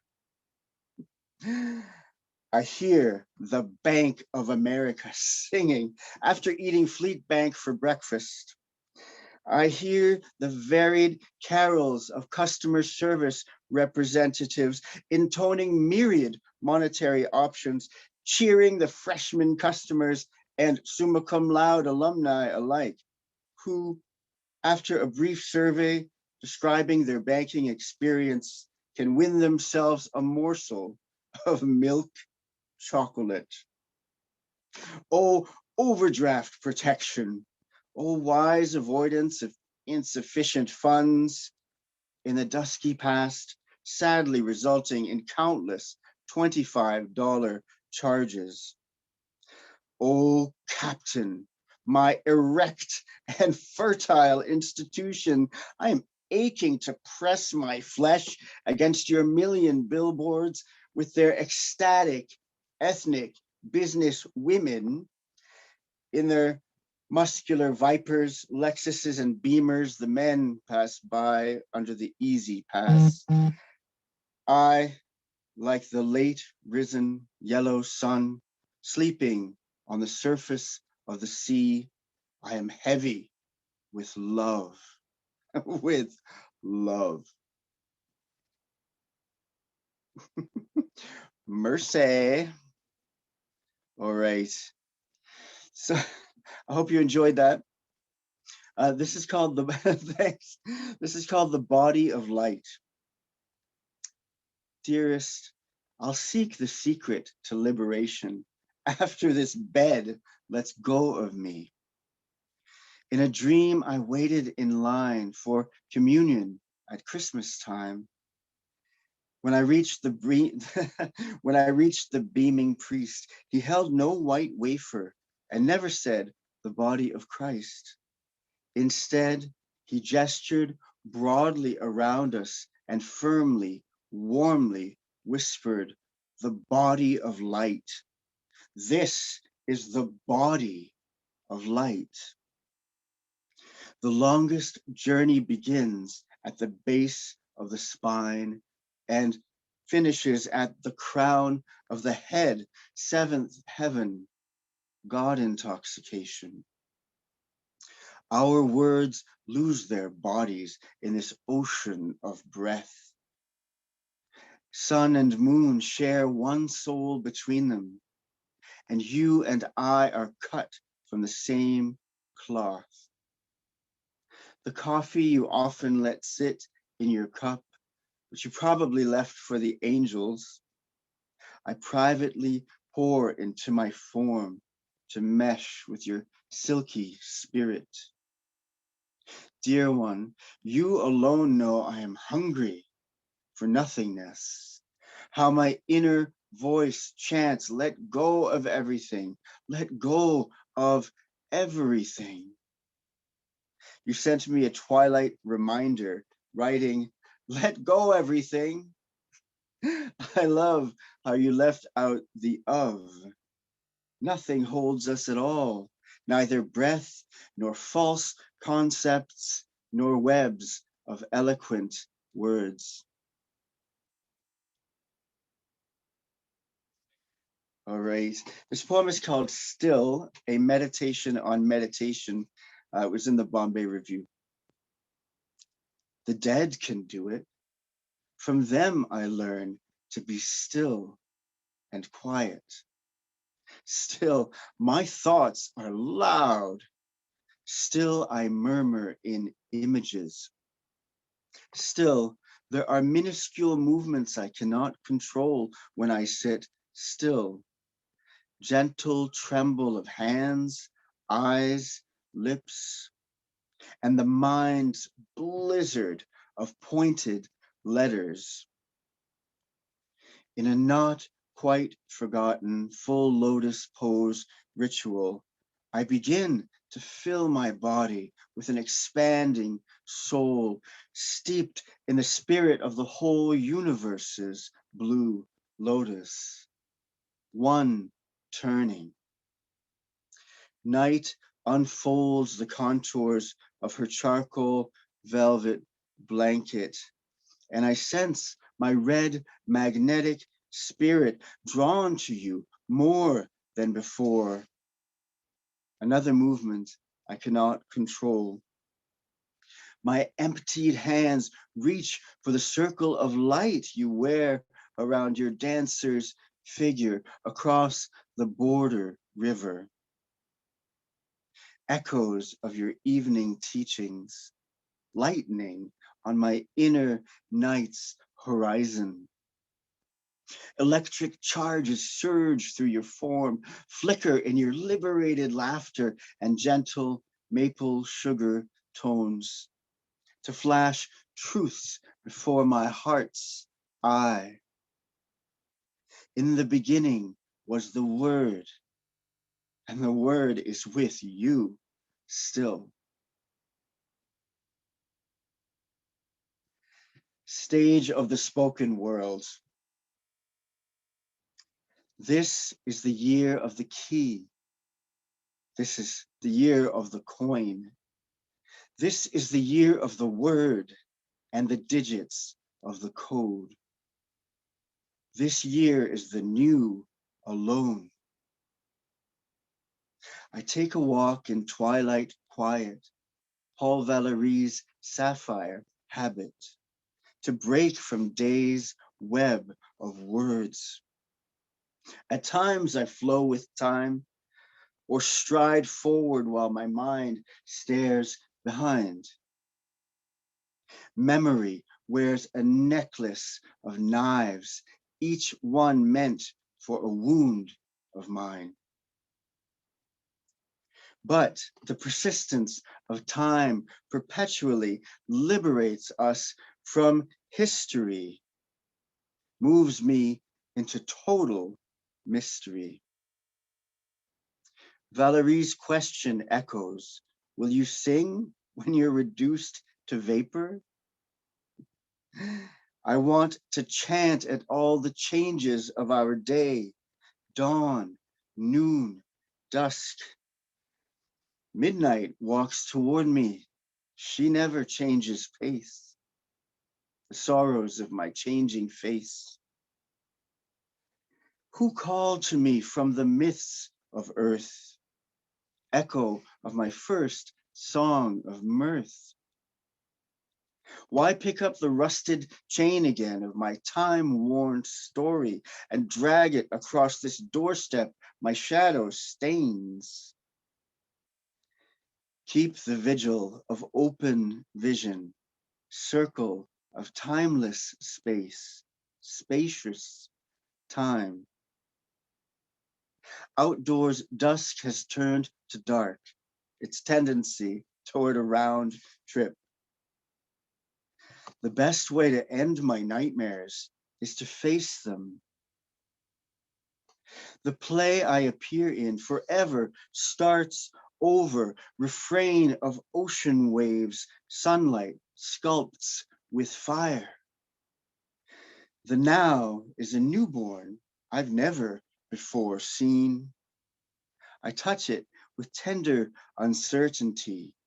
Welcome and bless this presence. Time is the pulse of consciousness. Now, onto the stage of the spoken world. I can only sing on this side of the curtain. And this is from a new book. Thank you so much. A new book I'm working on called the ghost's warm words. Every character aside from me is a ghost. And anyhow, I'll air it out before the crowd and we'll see how it does. Gift of the ghost. David, I'm the unknown soul you simply call the ghost, who makes your mouth move, holds the strings of your marionette limbs, keeps vigil at the threshold of speech, at the tip of silence's tongue. I paint paper with indigo ink and wish to share blessings of an eloquence you cannot attain alone. I have returned to you from Rue de Boulainvier and Apollinaire's customary path over Pont Mirabeau, where I so often haunted you, grasped at the nape of your neck, almost halted your steps home as you nourished your notepad with each phrase I fed you. You allow me to cover your shoulders again like a long and weighty woolen overcoat and prickle your skin with sparks of spirit electricity. Paul Valéry, your guide, said he'd rather write a bad poem while conscious than a great poem in a trance. Still, you welcome the chance to let your lips move of their own volition and take the other stance. Stand with both feet firmly grounded in light. Keep going, river forward with full faith in the great presence, puppeteer of all people, plants, animals, waters, and every last lost poet who longs to write no longer, but instead read aloud words inscribed on the heart of God, rather than trade the shady coin of the spoken world. Flow with the ghost who draws your mind to its essence. Allow the mind to glimpse its luminescence, lit arrow shot from the space between your brows. Waters roiled no longer, your muddy thoughts have settled at the bottom of life's conscious lake. Align your will with divine direction. Let these phrases pour over the vacant, patient page, strong waterfall of script that ignores where lines stand on ruled sheets and takes shape over the entire silent paper path, language that looks for light, the blackbird's last outburst on a twilight branch. Cut the chords to your form, soft-skinned marionette. I can choreograph with grace, make your hesitant steps more sure-footed on the stage of the written world. Let countless sour apples fall from your branches and ferment on damp grass. Let the wind gesture prayers in the emerald sheaf of your leaves dotted with drizzle. God is the seeker inside you. The rest is written on my hand, but only the ghost can understand. And from there, we visit Pigeon Village once again from this little book, Humble Doves, which I had so much fun reading. I laughed my ass off, even while revising it. So this is The Secret Pigeon's Ball. Of all the unbidden pigeons in this half-hidden park, Dave's fave is different. She refuses to wear their scarf of blue and green tradition. She models the color coffee ice cream, free to be alone and unbothered, crooning tones of cool. Does she know she's odd, dressed up for some private event, a secret pigeons ball, where several colors of feeling merge and mingle into brown. Play-Doh in my 8-year-old hands when I nabbed the new year in my mind, tall gold 1979 sign. And I got into Time's toy train and raced faster, ever faster, into Paris proper, where in an overlooked park, a smart, illiterate pigeon, quite quiet, unaware of my stare, washes her long wing feathers in a fountain of sunshine. The essence of fashion is feeling good looking. uh, may I ask how long I've read? I think I'm reading too slow to read all this. I have no idea. I'm just taken in by it. Carry on, carry on. I have a couple more. It's fine.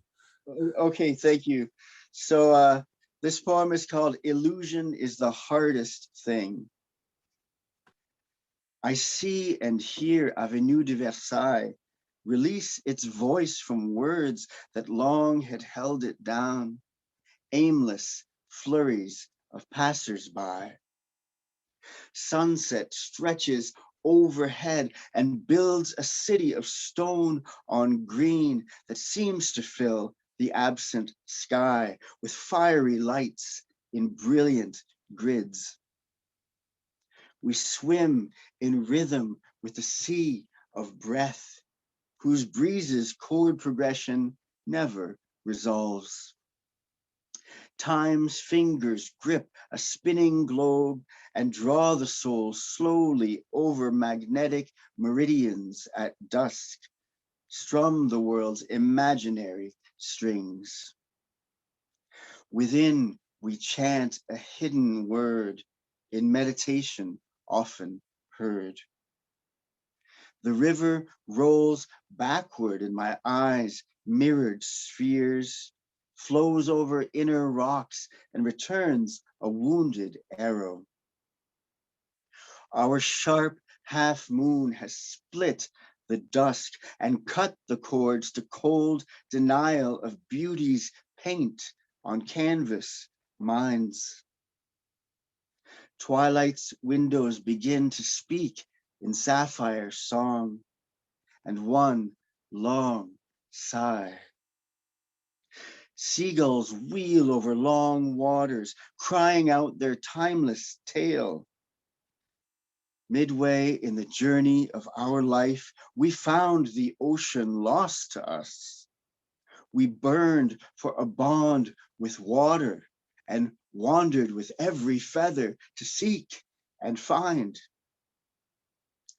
Below Pont Mirabeau's faint green rails, in cobalt light, white birds unwind. They work to learn letters and words from overvalued thoughts we guard.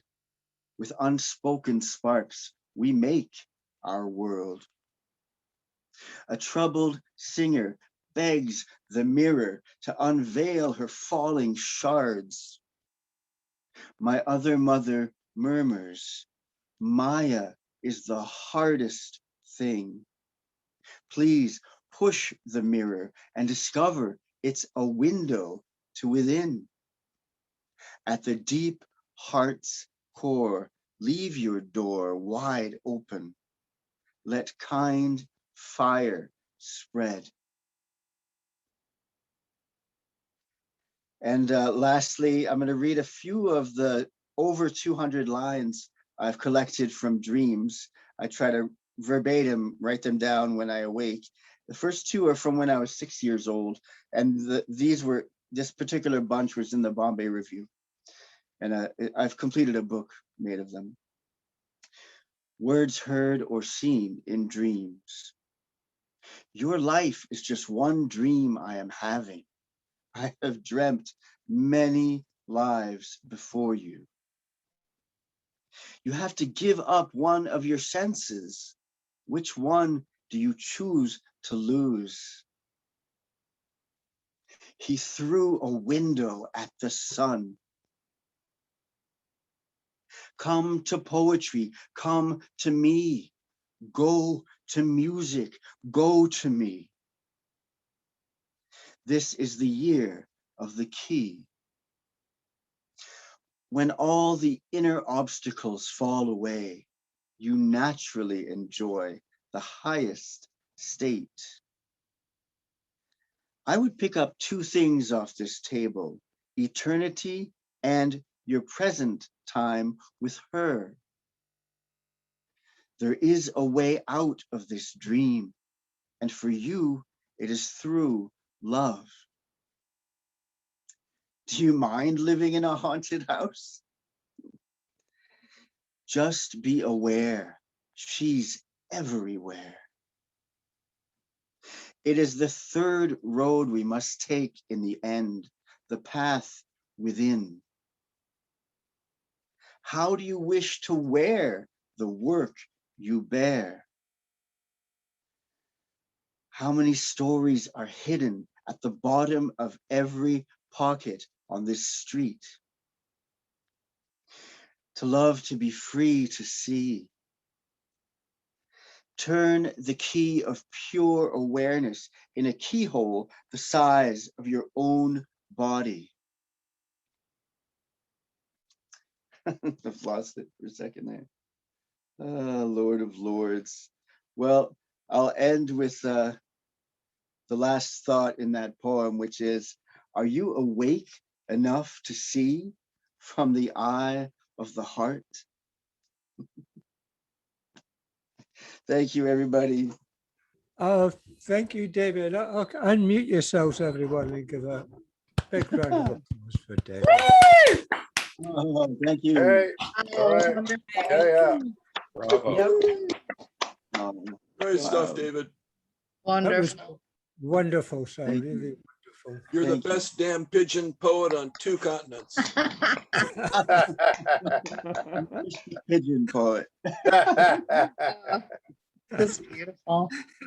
Great stuff, David. Great stuff. Great stuff. You can put that on your CV now, David. Pigeon.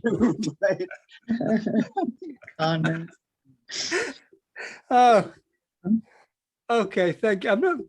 We're just going to crack straight on tonight, I think. It's having so much fun, so different tonight. As I put the running order in the chat, so we're just going to move straight on now with Henry Lohman. Henry. Can you hear me okay? Because I had a computer crash. I had to leave and come back. So is my No, you're audio fine. okay? No, you're fine. Okay. First poem I'm going to read is untitled and kind of a work. No, actually it is finished. I just haven't figured out a title for it yet. Give me just 1 second. Okay. Twilight on an empty hand. The broken sound of footsteps and a long forgotten song. A slow waltz, and reaching out to touch the years, grasping just one. It slips through the fingers with the gentle breeze of angel's wings. And in the darkness, counting sheep in the slipstream of dreams, unsure if this is the way, having not settled on a way to a distant shore, a seagull's cry over an endless sea. My second poem I'm going to present is called Cicada Dawn, written on June 10th of this year. The waking hour, blessed by the sun, clouds uttered by the sky, their edges with magenta accents in masterful brush strokes. I walk along a path once taken, but not completed, zipping from a cup at the cusp of a new year. Thoughts reflected in a silent window through which I gaze while listening. Cicadas emerged and emerging into the light. The cycle near completion, beginning again in the briefest of moments. All that is contained in the eternal golden braid. The breeze speaking to me as did the wind on the hilltop as I prepared to bury my father.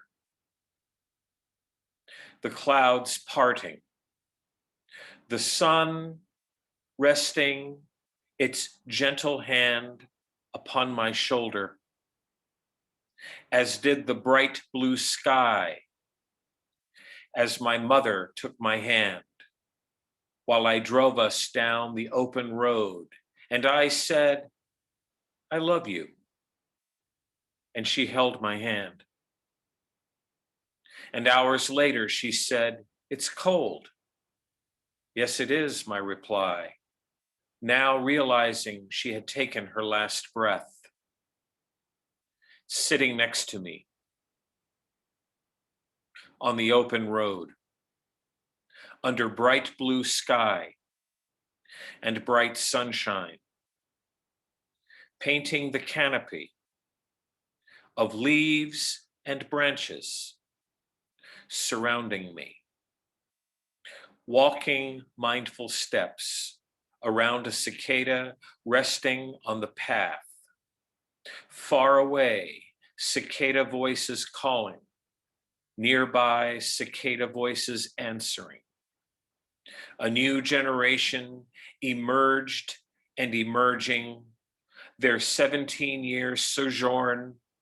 I breathe in the moment, a bicycle passing, realizing my connection to the ebb and flow of the river.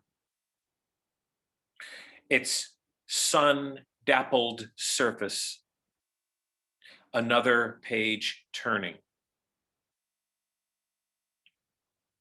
And I have one more, which I wrote back in 2009. It's called Realizations and Certainties.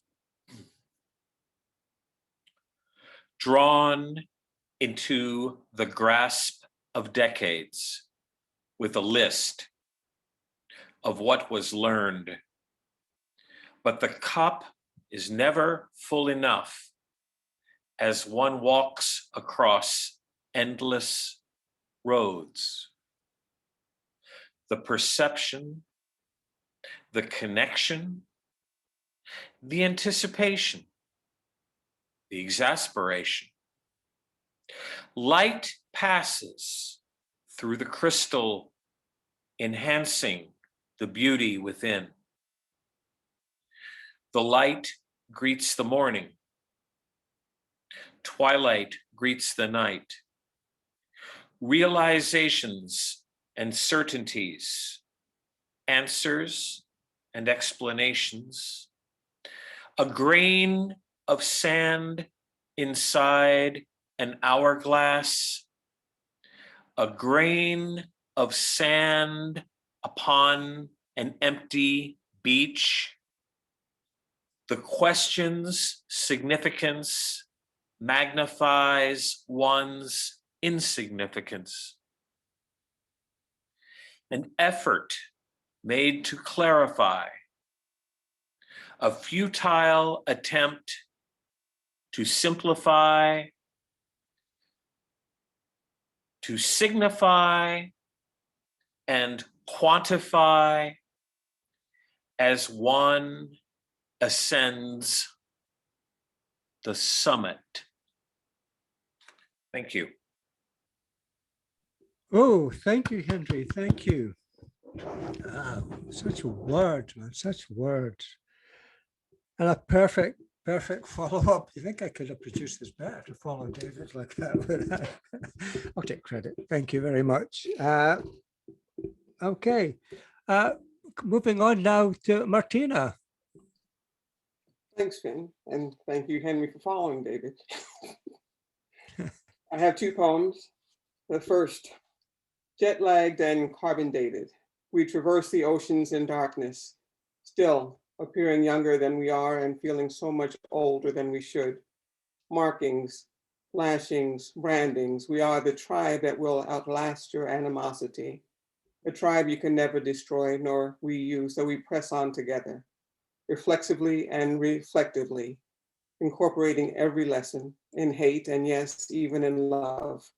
Turn the historical page or gaze into your crystal ball, and we will still be standing there gazing back, part and parcel of who you are, a reflection of who you think you have become or wish you had become instead, celebrating a nation built upon sweat and blood and a rainbow of backs.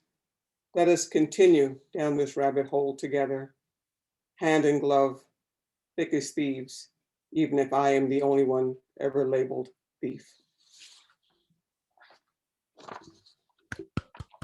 And the second one, silently and suddenly, like the last of the falling leaves, become the first gentle snows of winter, pointing to transition. The chill has moved inside my heart. This is the doorway it always chooses. Also how I know it is the Arctic frost, that the birth of disaffection has begun. Grief commingled with anger, fused with sadness, all struggling to remain submerged, swimming near the surface just behind my eyes. I'll not disparage our laughter or joys, nor will I sully the lessons we learned. We needed all of it, and for a time we needed each other. But I will not lie to myself this time. The ice will eat away at our hearts, swallowing whole the love we once held for one another, the sweetest memories of us. Then you too will slip into the void, leaving a hollow space I will carry with me always. And though it creeps towards us haltingly, this slow-moving freight train cannot be stopped. I have tried before, and the wreck still happened. My heart always aches for a better ending. We will be together a while longer, but in the end, you too will see. I had already slipped through your fingers, and you through mine, like so many days of our misspent youth. You simply took no notice, and there was nothing more to say at the time. Thank you. Thank you, Martina. Thank you. Wow. It's a great bunch of readers tonight. Always is, but having a great relaxed time. Okay, next up is one of only 3 people, if you include me in it, that's been to every single blot we've done. The other one's Jeff. So please welcome somebody I once called one of my oldest blotters, but didn't mean it that way, Leslie Constable. Lovely intro. I'm very proud to be also. Wonderful words tonight. Geez, I'm really blown away. Just wonderful stuff. This one is new, new shit, as we say. And I think it's sort of a 4th of July poem. I'm only half American. I'm half Brit, half American, but the American side of me, I enjoy both. Well, what can I say? This one's called Awash. Awash, lost in the too much, lost in darkness underground, the snakings of that is being quiet in itself, not loud, not seeking, not wanting attention. You, the spelunker with your headlamp, seeking in the cavern, the darkness to find that which glitters in the dark inside the caves of thought. Even in the dark, your silent incantations of self cajole the spelunker, the also you inside the headlamp, gleaming to look this way, to look that way. The gleam of the rays, the headlamp, not finding you, you harbor yourself, nourishing you deep underground in the darkness, fostering yourself, perhaps implanted, allowing the essence of you to drip, drip, a stalactite, anchored in rocks above you, and clings as your essence to drip the underground and river of yourself. Yours, the river Styx, the passageways under rock, connecting. The boat is there, you board, a light to take the night journey, the passage, the glow of release, inside radiating out, casting shadows on the walls, the sheer faces of time compressed in rock, and on the river, you recover yourself. You recover yourself each night on the night river, each night, all nights, when you dream of the freedom that is yours, you, your freedom, that at your birth, the old ones, some winged, some horned, some not, gave you. The freedom is yours, given at your birth, hidden but visible deep underground. It is there, it is yours. You shout your freedom aloud in the interior to echo through the caverns of thought, our lives here upon the night river, joined in flow, and you are my own, you are as us, you are our own, all of us on the night river, and we, you, me, us are free. Shout, shout, shout as echo, ever repeating in the dark, for you are free. So I'll do one more. This one's a short one. And I've read it before, so patience, please, if you've heard it. It's called The Night and the Day.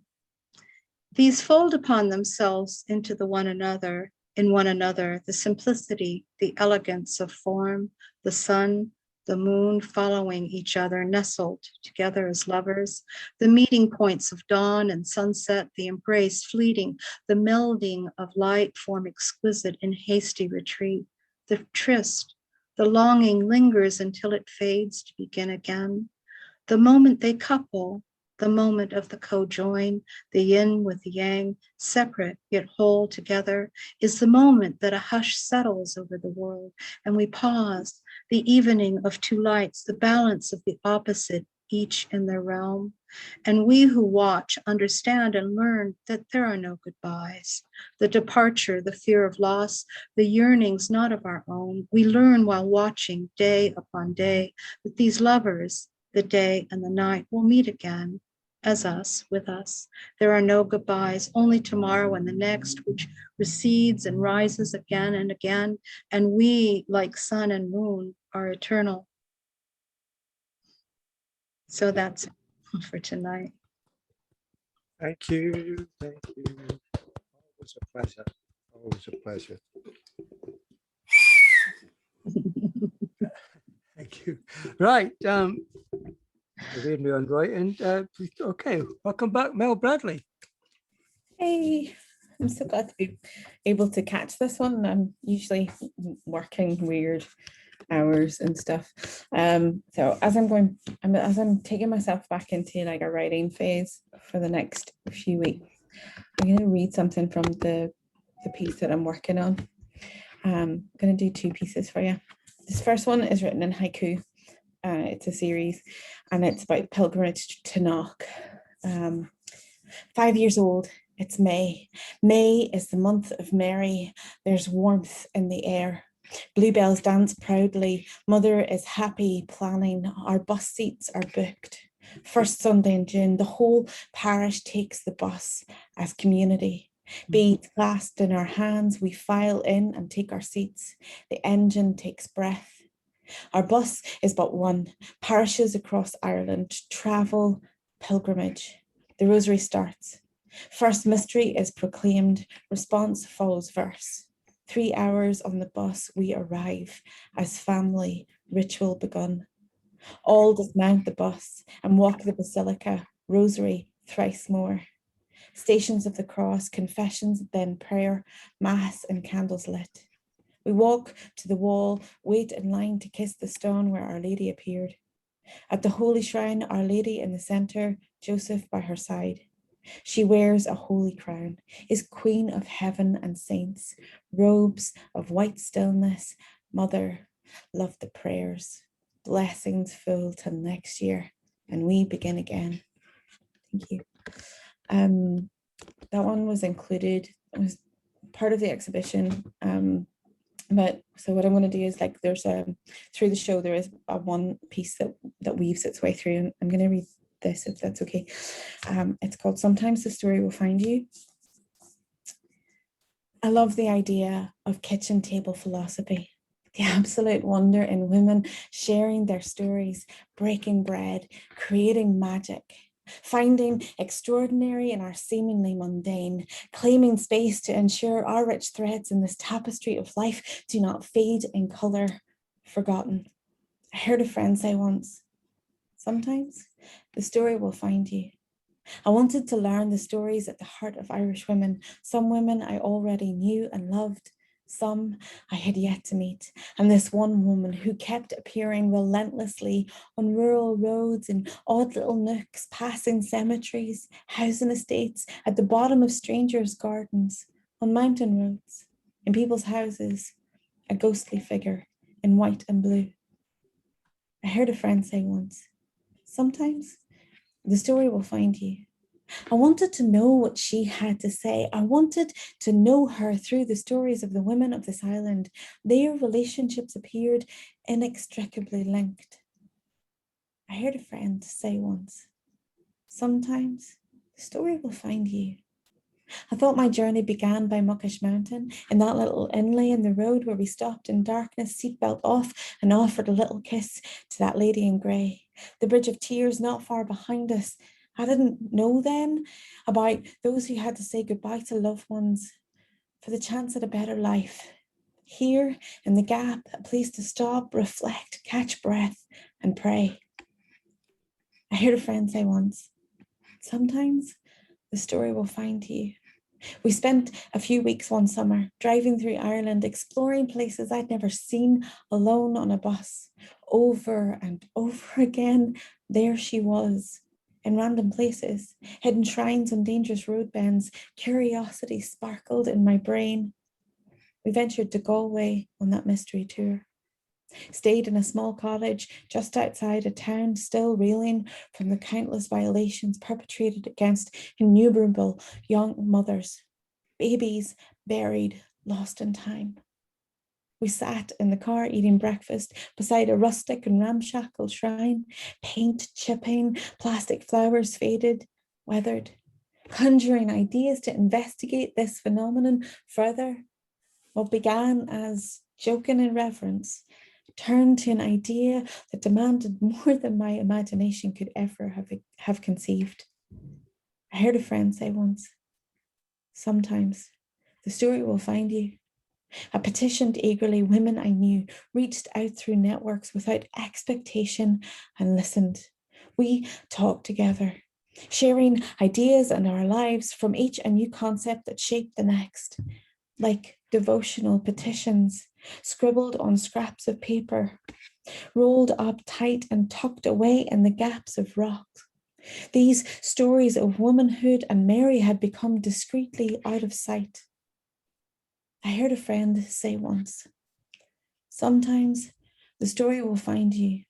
Childhood memories of confusion, not whistling lest Our Lady be offended, First Communion dresses, and oh, the fuss, hoping to be picked for special processions to wear it one more time, wanting somehow to be thought good enough.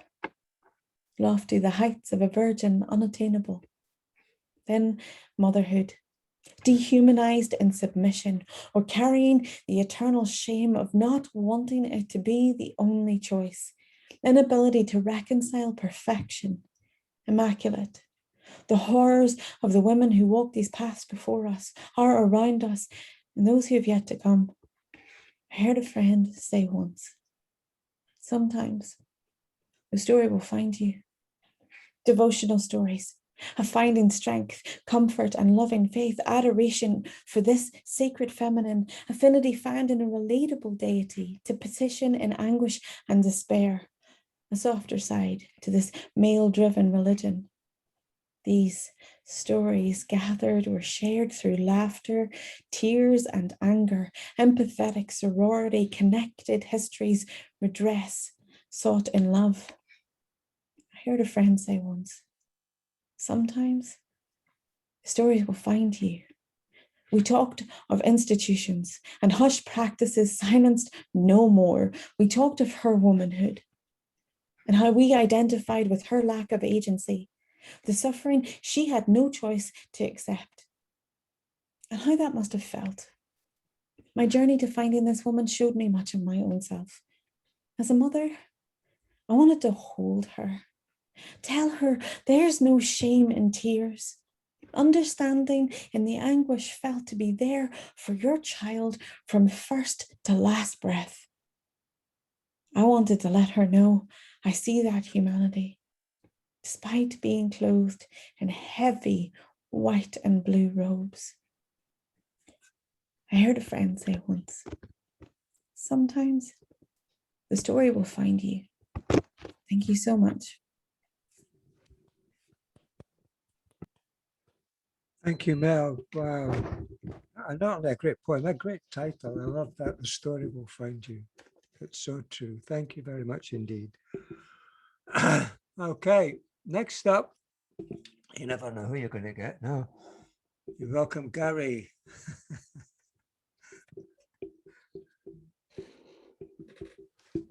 How do I follow Martina, Leslie, and Mel? I'm talking about story. The poem I'm going to do, I tried out last night, and some of you know I've been quite unwell just recently, and basically last night it was shit. I could only have the energy to do a verse, but that particular verse, was used. I had the most surreal experience of the day when I turned on the TV, and in Parliament's there was somebody reading the first 4 lines of my verse, and it's been used for the so it's been used on the Windrush flag for Windrush Day. So, and it's quite weird that we spent hours on certain poems, on editing, get it right, trying to get in the right form and everything else. And yet this poem was basically when I wrote in the works toilets when I needed a break. Here we go.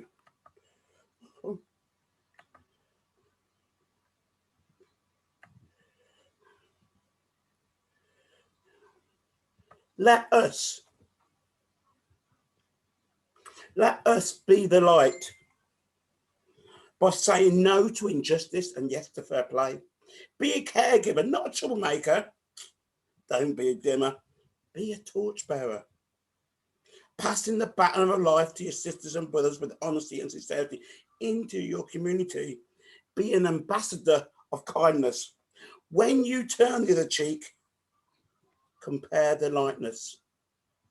Don't let your grieving stop you from believing. As you too can be living without mental security, the wrong colour, the wrong sex, the wrong ability, having bed and breakfast in the doorway of Marks and Spencer's, dying right there with all the homeless.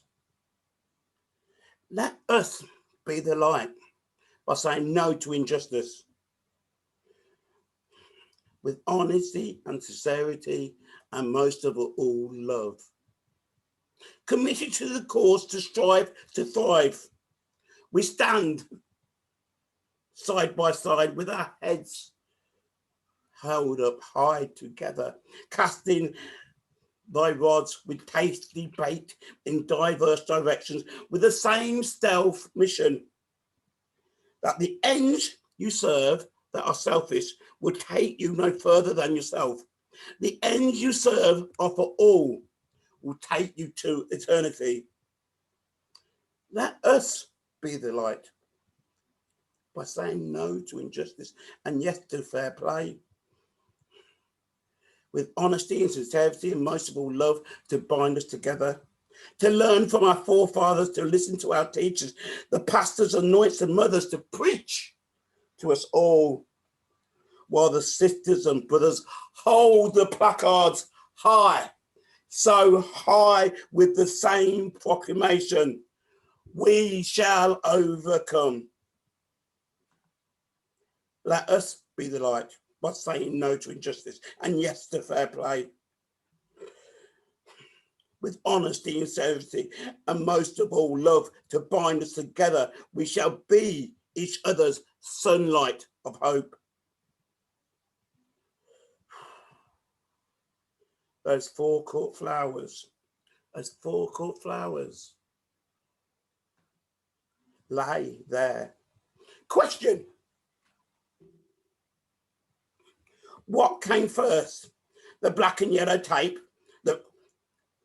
or the police instant stay away, or the forecourt flowers where a dead brother lay? What come first, a fly post on the lamppost of a missing tomcat, or a poster of a teenager in his school uniform whose face is face down flat? What came first, common sense to call for a knife at amnesty, or the white chalk lines of a bloody victim being washed away? What comes first, a mother's fear, or when a mother can't shed any more tears? I'd like to know, final question. What come first, the chicken or the egg? Who cares? I'm off to the night garage to buy some more flowers before they wilt and die. Let's give birth to the light. Let's say it louder, be brighter. Let's say it kinder. Hug. I'll say yes, hug. Closer, then it's gonna be all right. I thank you. That's all, folks. Got no more energy after that. Back to Finn. Thank you, Gary. Big hugs from here. Big hugs from here. Bravo, Gary. Bravo. Wonderful. Thank you. Wonderful poem. Wonderful. Okay, we'll move on now. We have another Blot debutante tonight. Would you please welcome Jane Spoken Word? Yeah. Hi, everybody. Nice to be here. Thank you, Finn, for inviting me. I have two pieces. One is very new shit, and one is very old shit. So first piece. Liberated by the written word, I am not my past life blurred. Despite what you've heard, my future transferred from a dactylogram of the past. Now at last, I am this body. I am these emotions. I am the immortal story. I am the beauty in imperfection. Liberated from the shadows of a dark, from a tortoiseshell safety I depart, like an abandoned bus at the station's park. A beat of the street beat. I am a motherfucking warrior. I sharpen my pen and I shatter all barriers. Poetry released from an incarcerated mind, floating bars, I did my time. Getting back to my spit with some new shit, writing poems for everyone, all my relations, my ancestors of the sun. Who but the rhymer will bring truths to bear? Who but the rhymer verse tragedies of despair? Cursing deceptions, tearing lies apart, tumbling words that dangle in my throat, conjuring remedies and antidotes, bleeding out into rivers of ink, drowning in rhymes of missing link. Where heaven meets hell, no time to think. Collecting dreams from broken machines, dripping metaphors and scorching similes, haunting the streets with spoken word poetry. I spit shit you don't want to hear. I spit rhymes you cannot bear. I'm as harmless as a neutron bomb. I hit your shit with chloroform. I am your audacious, bodacious, beautiful sister. And you better fucking know, this sister don't whisper. New shit. Second piece. I wrote this one quite a long time ago, and it's July 4th, so it's time for this poem to come again. It's called What's Up, Mr. America? What's up, Mr. America? My kind still ain't up and died, and I be waving my freak flag high. Will you ever be experienced, or are you still just passing time? Wasting time trying to make heaven your home? You ain't wasting time. You're killing time. Lost in the twilight zone, lost in the dark zone, lost in some unknown zone.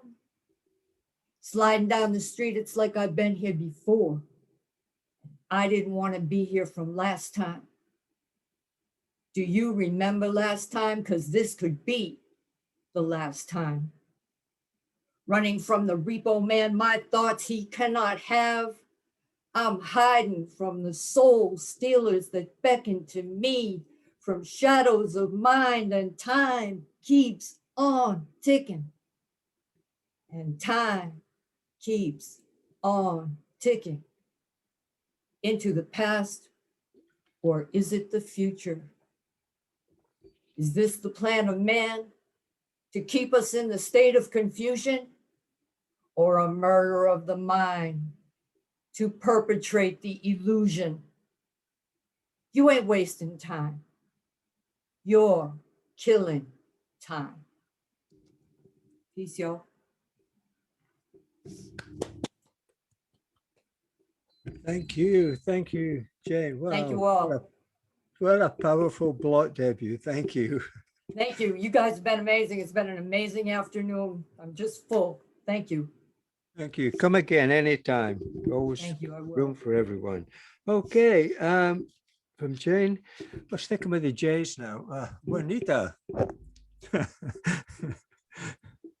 Sticking with the Janes, yes. Oh, Jane, I loved those, and there's something echoes from there, but I'm just gonna go into stuff to mine. Hello, everyone. Okay, I have three, two that I wrote in Khartoum some time back, and reading them tonight because Sudan is stirring. And the third one I wrote quite recently, and it's I don't know, you'll hear, it's something, right? The search. We find ourselves here on this rock, turning as it turns, with wishes and wants fluttering open like little seeds inside our bellies. We find ourselves here like grains of sand swirling and settling while wind shouts and whispers, becoming stories, ending and beginning our lives and our deaths. We find ourselves here with open heavens and teardrops of rain, clasping grains together, momentarily building homes and cities until wind whispers again. We find ourselves here as we search, scouring walls and windows. We are the wind, shouting and whispering, yearning and returning to our home. We find ourselves here.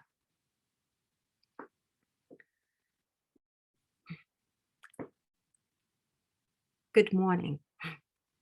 The city stirs, rising from slumber. Birds call, cats climb, engines yawn. A smile flickers in my heart and bursts upon my face. I sit in the afterglow as ink seeps away while sunlight washes the sky. Good morning. Good morning. Prayer murmurs through the city. My body shivers gratitude for sun, for sky, for skin. There is a softness in my arms and legs, a feeling of belonging, belonging in them, belonging with them.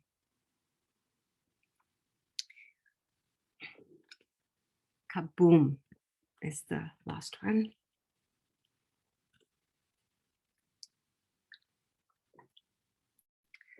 Tick, tick, tick, tick, time is ticking, it's coming, it's coming, it's coming, kaboom! We're walking along into an explosion, the walls cave in, sky bleeds devastation. So many have won, foreseeing desolation. We walk on as fools, weighed down by frustration, yet we hope, holding on.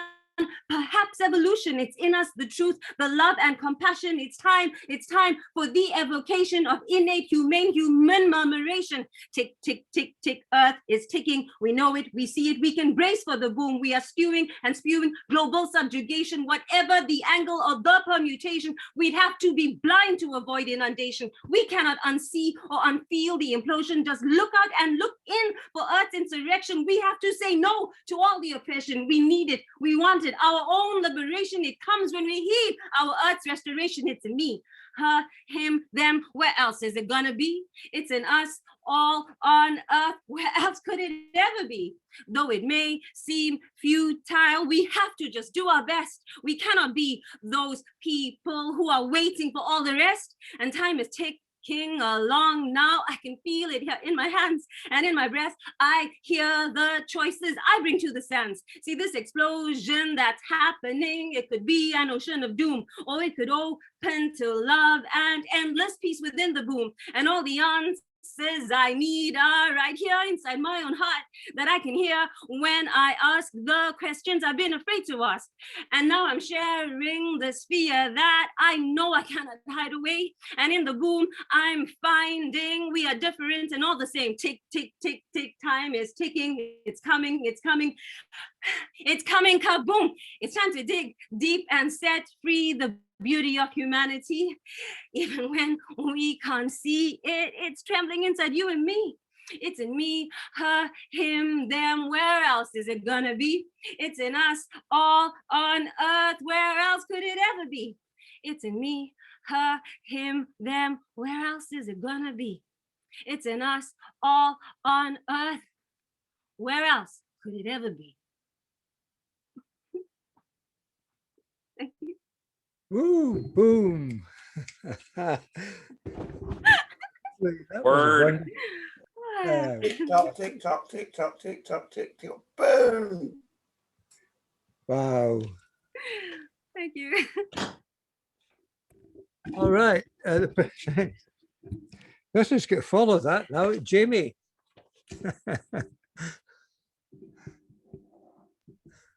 Oh, hiya. Oh, that was fire. That was fire. Okay.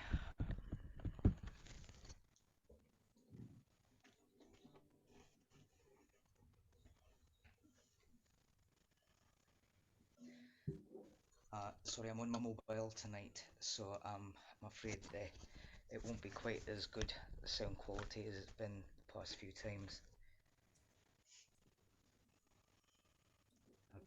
My laptop kept on freezing, so after the third strike it was out.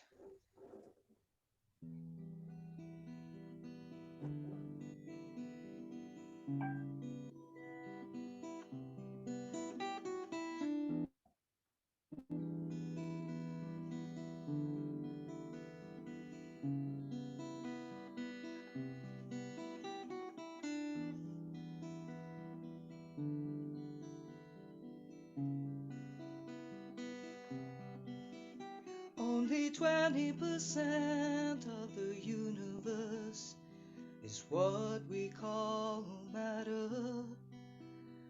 The other 4/5 of reality doesn't even register. It's too dark for our eyes to see, though we know it's there to some degree. But it's all too much for the likes of you and me.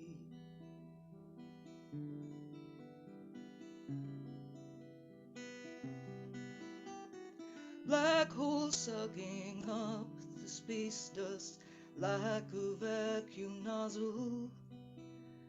Event horizon filters out the screws and bits of jigsaw puzzle, sucking all the life away, sucking up the light of day, fucking up all the things that get in its way.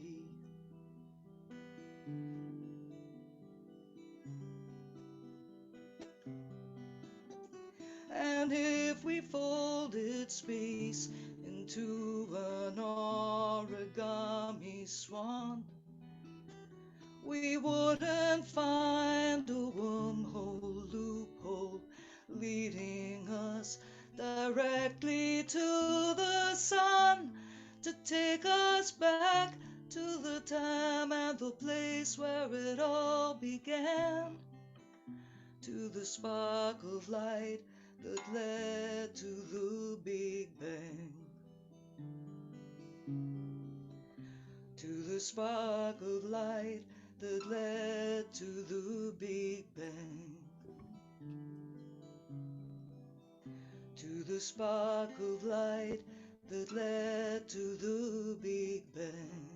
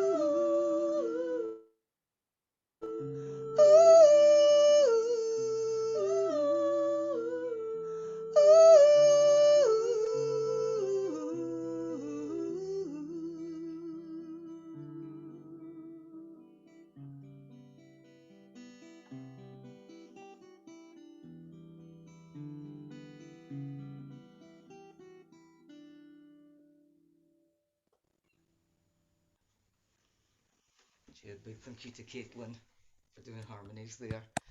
I'm in my pajamas, sorry. Haunting and sublime. Beautifully done.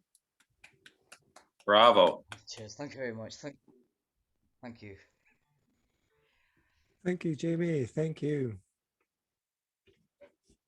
All right. To follow that is my fellow, well, partially fellow Scotsman lantern carrier. Thank you. I love that. I'm a Hutchinson. Yeah. Great. All right. I got two pieces. The American Declaration of Independence and the pioneer's vision of faith, dignity, and humanity's basic needs, equal rights, justice, and freedom, clarity, luminosity, and vastness. These the Declaration of Independence embodies. It is not a mere declaration. It is the freedom cry of humanity's aspiration day from the frustration night of ignorance. America's matchless contribution shall be her supreme universal friendship, in which the family of nations will see beckoning hands, oneness, satisfaction, and perfection manifestation.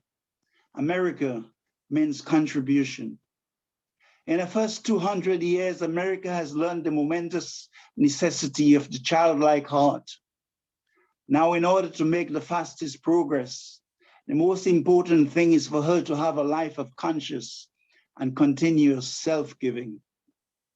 The soul of America has always tries to teach its American children to be divinely brave and remain so eternally in order to fight against humanity's outer darkness and inner ignorance. Humanity's outer darkness is the sense of division. Humanity's inner ignorance is the life of doubt. American politics can return to the spiritual values that they had during the time of the founding fathers and some of the previous presidents, only if the political leaders and other leaders feel the supreme necessity of an inner life that has the capacity to bring about success, outer achievements, outer perfection, and outer satisfaction. The soul of America, like a child, is growing, glowing, developing, illumining, and fulfilling. It is the soul that is most progressive and most striking. The soul of America can play the role of the mother and feel that all the other nations are her children. The children mix together, play together, sing together, dance together. Then when it is time to achieve something, if all the members meet together and jointly do something, it is like children coming to a conclusion together.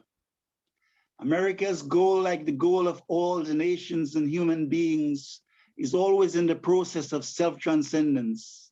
There is no fixed goal. America's main goal is a flood of satisfaction, inner and outer. This satisfaction has undoubtedly been achieved to a certain extent, but since everything is progressive and evolving, America's goal is an ever loving and ever illuminating and fulfilling goal of continuous self-transcendence.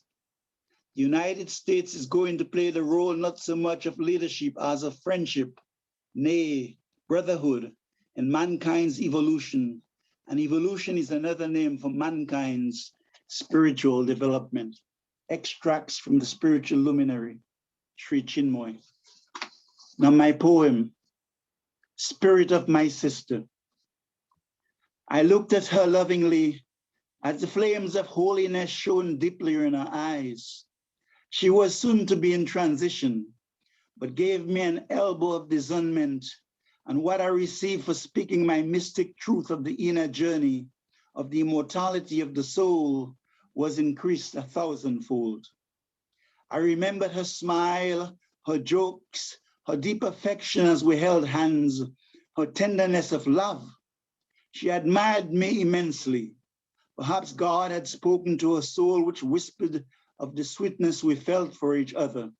She was not one for church, but her life was a prayer of sacrifice, of soulful self-giving, a drum major bedecked in the sweet merits of paradise. I remembered her culinary treats of crab and callaloo, oil-down breadfruit, roti and goat, and yes, I remembered her wit, how she liked company and loved to laugh. Heaven had drenched her in its beauty, adorned her in honey of the most precious kind, gave her a life of dauntless courage. I remembered when we walked through the corridors of the state-of-the-art MD Anderson, the phone call from the consultant telling me she was almost at the end of her earthly happiness. We spoke, discussed life, and she said that she was ready for the hospice, ready to go home, to return to the glories of heaven. Now I gaze around the bed where she's lying. She's lost much weight and her face is like dark clouds. Her feet are like charcoal and she's kept going by the long oxygen tubing attached to her nasal orifices. She's surrounded by her children and family, and the mood is somber, silent, tearful. The morphine has kicked in, but she's mercifully aware. And I remembered our times in Austin, lost in the diversity of myriad colors of when we strolled along the river with success and failure tossed into the turbulence of her tides, like tornadoes to the whistling willow, their two interwoven imposter friends called victory and defeat still dancing on her forehead. Now I'm glad that she's been finally taken away from the venom of toxic therapies, even though thankful that they had mercifully extended her time, lessened her afflictions for another 8 years. Yet she was young, made all the most sacred but poignant, reverent, as she passed God's grace on her 56th birthday. Ultimately, we swing on a game fashioned by love's pendulum, always in motion like a prudent river, flooding its banks as necessary, taking the sediments of our lives with it, printing the mental weights before finally arriving into the ocean of the great unknown. Heavy rain falls and the ground becomes damp, yet green grass will emerge, shooting stars dance with constellations. Silently weaving the celestial splendor, they laugh with moonlight and whisper sweet tales of reverence to Orion. Today heaven called, and even as she walked hand in hand with love, angels rejoice while the trumpets blew symphonies in ancestral Jerusalem. My younger sister gave me an elbow, saying that it was okay, that she understood, that the pearly gates were ready for arrival, and she was going home. Mountain Carrier, thank you.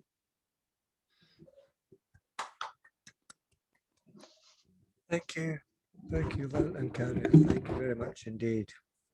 Ah, always lovely to hear your words. Always touching too. All right. We'll come back to music now. Katie.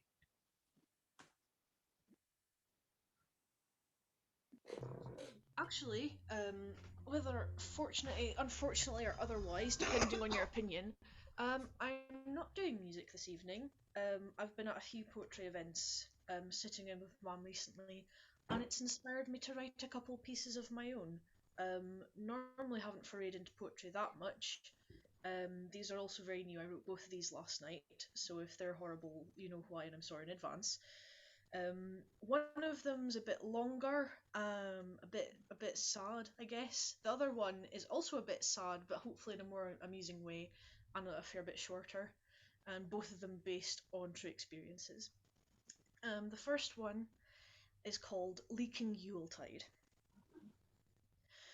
Now that the solstice has passed and the nights grow darker at last, my mind is unperturbed and my sleep undisturbed by seeing the sun at 2 a.m. But as this tends to do, this darkening sounds the cue for a new dread to fill my head, the banes of approaching rains. The house in which I was born, literally born, in the front room, right over there, at the back of 10 in the morning, feels like less and less of a home each year now that my old room is no longer my room and I don't spend as much time here. Every time I return from my own life, the place is always a little bit different, with more pronounced cracks every time I come back. Though I have had my bar raised by the relative cushiness of my student days, and I may turn my nose up at the cobwebs and rot, my own comfort matters not. I have a boyfriend across the sea, to whom I shall move away, but those who still make this house a home, my family, the anchor of permanence as the walls shift, have to live here every day. If I make it big before they can leave, you can be sure some tens of thousands will go to getting it fixed up and sold, for no amount of glory or gold could buy the relief of being free of the ball and chain that is having to be in the house when it rains. Autumn soon shall come, with winter close behind. Another Christmas, with Mum run ragged trying his best, fitting the Yuletide budget for 3 people and a cat into £60.53. My brother being the dearest helper as I sit on the rainwater dampened couch, a pseudo guest, out of place, because the kitchen's too small for a third pair of hands. Whilst in Germany my dear lover soundly sleeps, but over here, as we will try to shake off winter's cold, with a heaping plate of Mum's ever-glorious roast dinner, the heavens open and the ceiling weeps. Such are the dire hypotheticals my helpful brain entertains, before I close my eyes, drift off, and dream of nicer things. That was Leaking Yuletide. This next and slightly shorter one is simply titled Betrayal. Your muffled footsteps echo over dark and absent halls. breathing stifled for the sake of stealth as you sneak, starving and seeking, your silence only soiled by a low, hungry rumble from the pit of your guts. Great care is taken for the opening of the door to be as soft as ever possible, the light stinging at your tired eyes, only for your suffering soul to sting even more as you see that I have already eaten the last of the cheese. Thank you.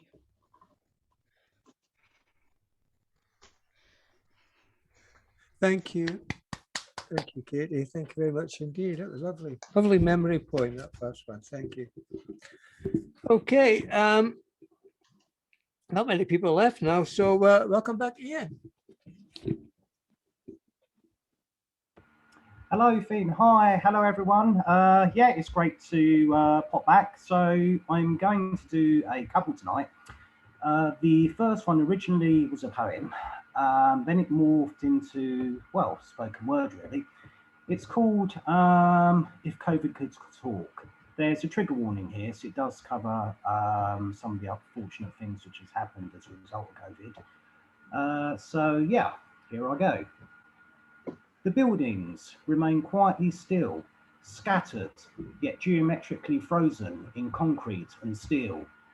Their commercial hearts remain ruthlessly starved. Their spirits remain empty of prosperity that manifest in the anxiety of those pondering their future. The anxiety of echoes reflecting tentative footsteps, footsteps of masked shoppers, queuing at Sainsbury's cautiously. The fallout of fear ripples through the community and manifests in everybody.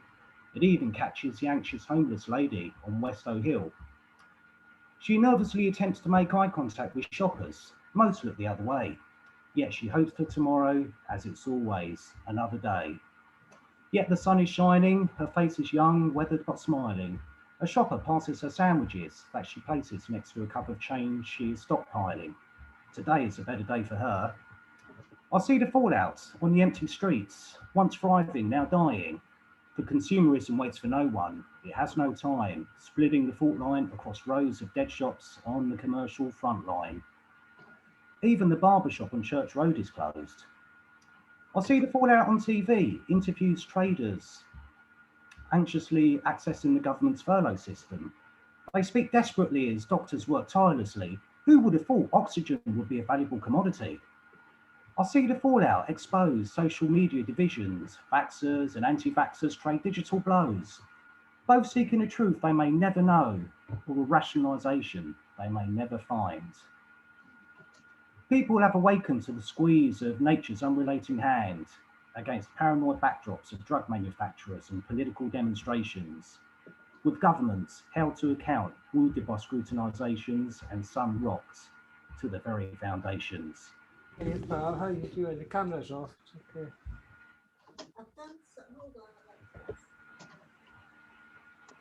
What is this fallout? Unseen, yet extinguishing livelihoods and loved ones without discrimination. Our country now one scared nation. It squeezes the living, thrown by the hand of COVID. Yes, it's unforgiving. So on me, talking to COVID, sitting at a table and drinking cups of tea. He said, I speak for action. Mess with nature's equilibrium, then this is what will happen. You won't defeat me, but pay attention to what I do and respect me by behaving differently. I love to breed, conquer yet kill, you see. So I'm not that different to you, really. I have no choice, yet you do, so listen to what I tell you. It's death that I deal in and I do it without feeling. You have rational thought and wisdom, disregard it and I'll destroy your kingdom. You may think you're at the top of the hierarchy, but ignore me and I'll get really angry. Like my buddy the Black Death, my sister SARS or TB before me. So you've heard my biological war cry, and despite your industrial revolution, technical innovation and globalisation, you're still small fry. So care for one another and treat everyone as your sister or brother. Tend to the planet, your Earth mother. If you listen and act on her occasional cry, we may all prosper rather than wither and die. Thank you. Thank you, Ian. Thank you. I've got one more here, Finn. Is there time? It's a very short one. Yeah, If not, yeah, go ahead. Go ahead. Yeah. Righty ho. Okay. Right, where is it? Okie doke. One sec. Right, okay, this one is called Summer Sabbatical. I may have done it here before, I can't remember. The moon stands proud, greeting jeweled fingers, caressing guitars, while dusk waves its gentle shroud across the shoreline below. The night is clear, yet smiles gently through the sapphire stars, as waves crash while embers crackle yet show their gentle glow. Friends talk as lovers lock eyes, as smiles pervade the misty cigars. For we laugh, grateful within the unyielding happiness we sow. I hear melodies weave with banter, for tonight we are superstars, while dancers throw playful silhouettes on sandy canvases below. Shadows enhanced by gentle flames as tourists watched from nearby bars, looking on with charmed faces while sipping their beers in Bordeaux. As the coast wakes to flickering neon as traders build their bazaars, coloured racks appear with spices arranged by gliding hands in happy flow. With senses alive, I embrace the gentle ripples within my mind's memoirs, away from the past, but happy with newly acquired memories that I know. My mind celluloid, a fresh mosaic of friends, faces, beaches and bars. At dawn, I'll glide the highway roadshow with Bowie through my audio. Thank you very much. Thank you, Ian. Thank you. Good to have you back again. Yeah, I'll be back again. Really loved it tonight. Brilliant. Brilliant. Everyone tonight, fabulous. All right. Next up, we have Erin. Hi, everybody. It's good to see everybody. I haven't seen a lot of you in a long time. All right. So the first one is new shit. And it's a part of my rock opera, as some of you know. I'm writing. It's called Eddie Bought Me My First Tambourine. I grab onto that mic stand because I think it's gonna save me from dying from a gaze at inappropriate objects. Do I stare at the bartender or just force a painful, gut-curdling, intimate glare with my guitar player? I can turn my back to the audience and face the drummer. He's got his eyes closed, so I can close mine too and stomp my steel toes. That's what boots are made for fuck's sake. And that's how we raise the spirits, filling the stage with those we can't see, of whom we are barely conscious, except when there's drums. They need to release a dance, a flitter to flitter, and maybe they make it to the audience, those spirits. The music maybe whirls, but me and the drummer, we've dropped into a fragile synchronicity coming to you from the bottom of this music. We will raise this house, juju, magnetic like, and the audience will catch it, just like they catch static in the snow. Maybe everyone will feel their hearts swell up behind their rib cages, lungs breathing in the invisible charge in the air.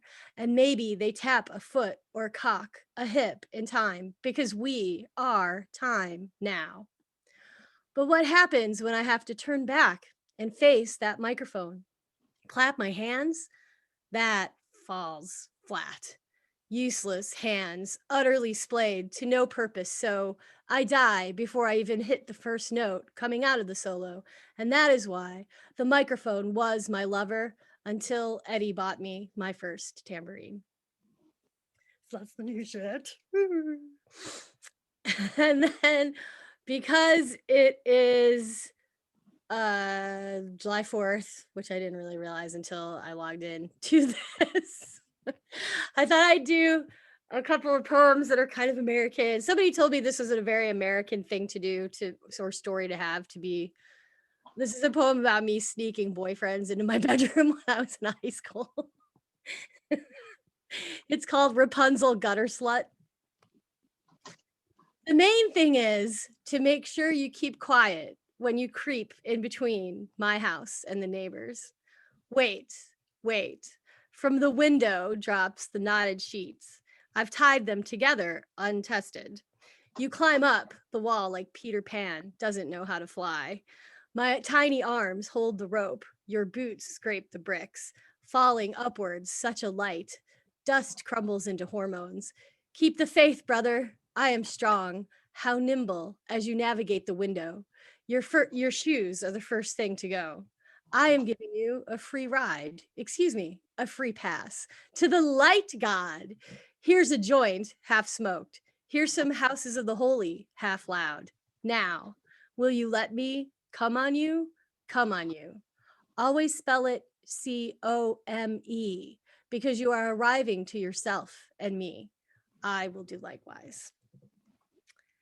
And then I have another one that's pretty American, and I just have to scroll to get to it. It's called Wind Chimes Don't Saunter for Nothing. There's nothing in the sky but the trees and this wind blowing, sauntering the wind chimes through the open window, church bells on a Sunday afternoon. All the world is right. It ruffles my pastoral flowered skirt, feels like lazy fingers, cool but sticky, drawing circles in the sweat on my inner thighs. All is good and right with the world or in Kansas City. I'm letting it in. The wooden house has a big porch with a creaking swing on it if later I should care to sip some lemonade or a mint julep and stare, glamorous yet phlegmatic, at nothing but rising heat. White paint peels, dropping flecks of snow on gray porch underneath the swing, and well, there are the wind chimes. Someone's playing the blues next door. They're sucking on bottleneck beer, chuckling to themselves. Their tattoos are cheery. Dilapidation seems friendly here. The chipped curbs, the streets, potholes full of weeds, all the cracks grow with bright dandelions. On Friday, slow like a branch off the Mississippi, they gear up at the Cajun restaurant around the corner. They'll have a jazz band on, and the chef will give me free Bloody Marys. At midnight, we will leave the restaurant, and the breeze will blow through my skirt again. We'll drive around town with the windows down. Abandoned red brick factories house the ghosts from once upon a big time aspirations of Kansas City when the train came straight through and stopped on its way to California. Refugee ex-slaves had money only so this far, so they stayed, making for lazy bottleneck guitar ghosts. They murmur the jazz with a sewer bottom end. I'll stick my head out the car window and the wind will run through my hair, sticky and heavy again, like molasses. No electric neurotic street lights, no acid bent freeway overpass, cardboard housing, tinfoil, and burnt spoon mayhem. My teeth will not fry when I smile. I'm buzzed and I feel just old enough. Tonight, the moon seems too damn big and it dreams of Kansas City. So there's my little 4th of July poem. And that's it. Thank you guys. Thank you. Thank you. Thanks Finn, for putting on the blot. Great night. Yeah, that was so American to do that as an American. Oh, thank you. Right. Okay, next up, later on, we have another first timer, Christopher George.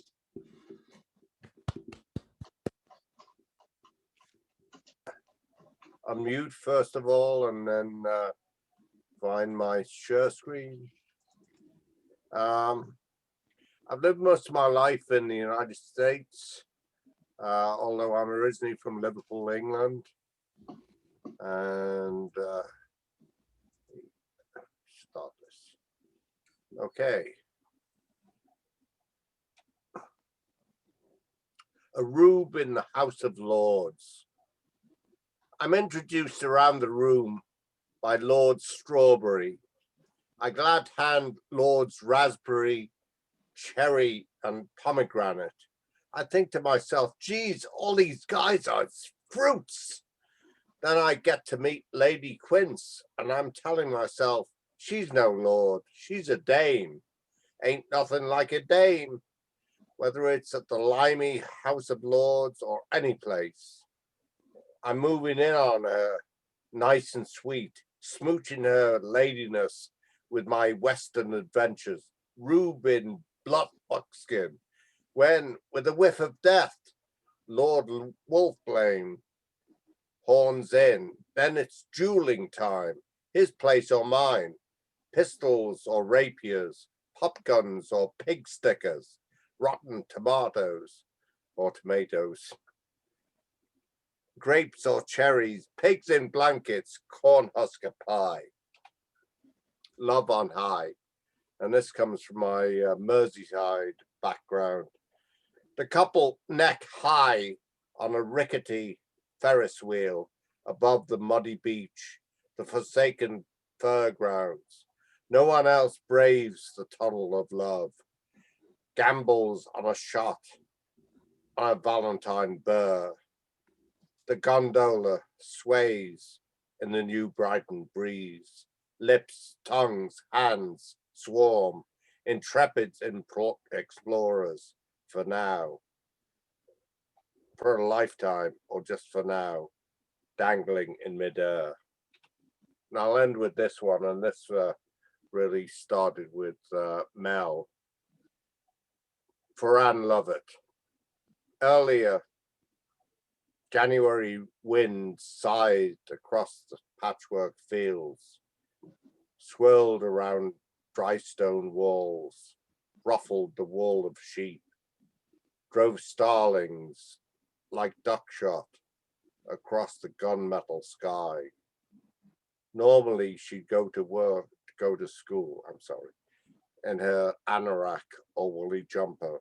Instead, before Ma or Da rose, she walked to the grassy hill with its sheep tree paths, the grotto with its holy figure. Sister Immaculata later said, oh, I'm sorry. Okay. Shit.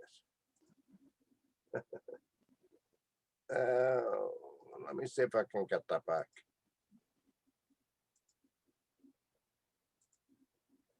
Okay. Sister Immaculata later said Anne was an intelligent, artistic child. If only she'd confided her secret. Anne kept her size hidden, told no one, took care to carry scissors along to snip the umbilical cord. She knew that much. For years, for hours, she lay in labor in the cold afternoon rain. As she lay dying, did she think of the lover that she'd known or the caress of the hand of God? Thank you, everyone. Oh, thank you. Wow. Thank you indeed. That was fine though. Yeah.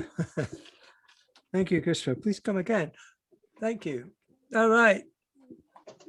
Our final reader for the night, apart from me, is Clive Osman.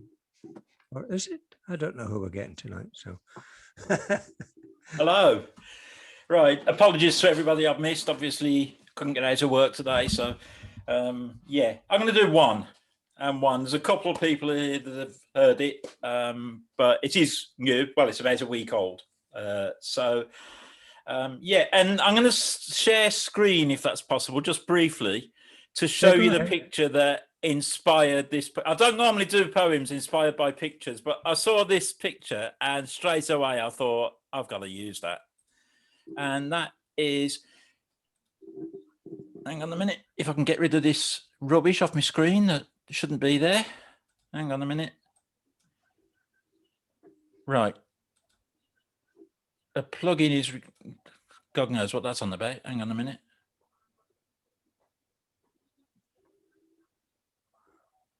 Oh, forget it. I'm getting all sorts of silly messages. So basically, it was at the England-Germany football game last week. And the picture was of the three royals. What are the names again? William, Kate, and George in the middle. And George looked as miserable as sin. And I have to say, I did see some pictures afterwards as well of him looking happy. But that one picture inspired this. And it goes something like this. My name is George, or Prince George to you.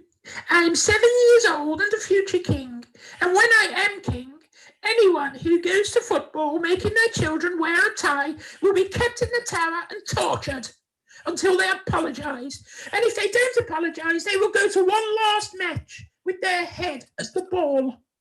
I am probably scarred for life, being made to go to that wonderful example of the beautiful game in a stupid suit and tie.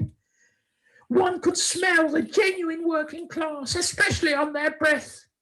It smelled, I would imagine, by what I'm told, like my grand aunt Margaret smelled when she let herself go.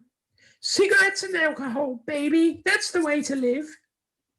My sister Charlotte said my great-uncle Andrew won't like me now I've mixed with the working class. I don't care about that because I can smell a creep a mile off. But I do think locking him away is bad. I think it's because he went to Pizza Express with the wrong coloured tie and embarrassed great-gran.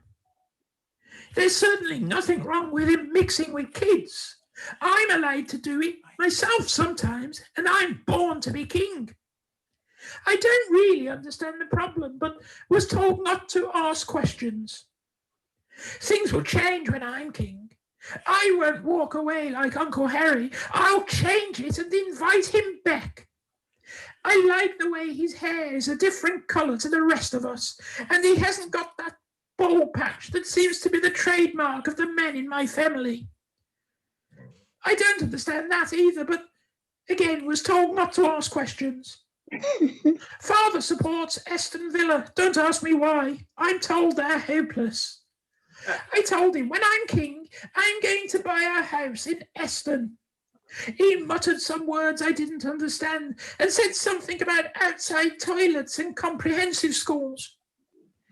I don't know what a comprehensive school is, but I'm going to send my teddies to one.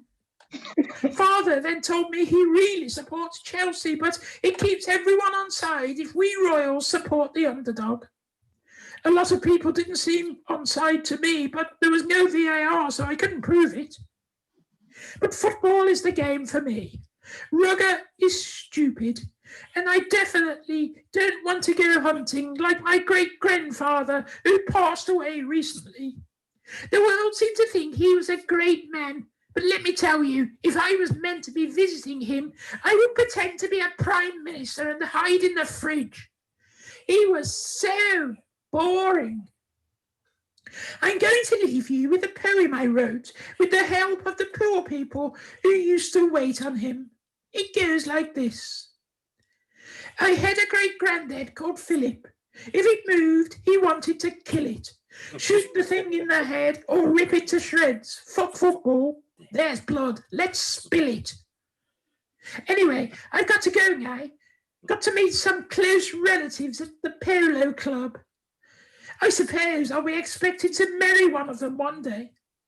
Oh, here comes Grandad in the limo. What? Where's the Bentley? I want the Bentley. Wah! I want the Bentley. I ain't going in the sodding Jaguar. What will everyone think of me? No, it's cheek tat. No, I'm the future king. I want the Bentley. I'll break Grandma's crown. Oh, shut up, big ears. You'll never be king. That's what Aunt Megan said. So that was the original version, and now there is a little addendum at the end.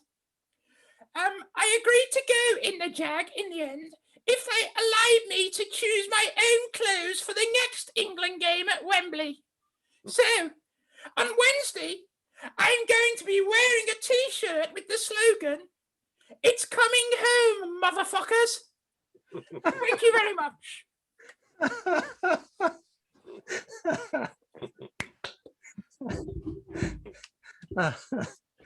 Oh dear, that was funny first time, funny our second time around, especially with that addendum at the end.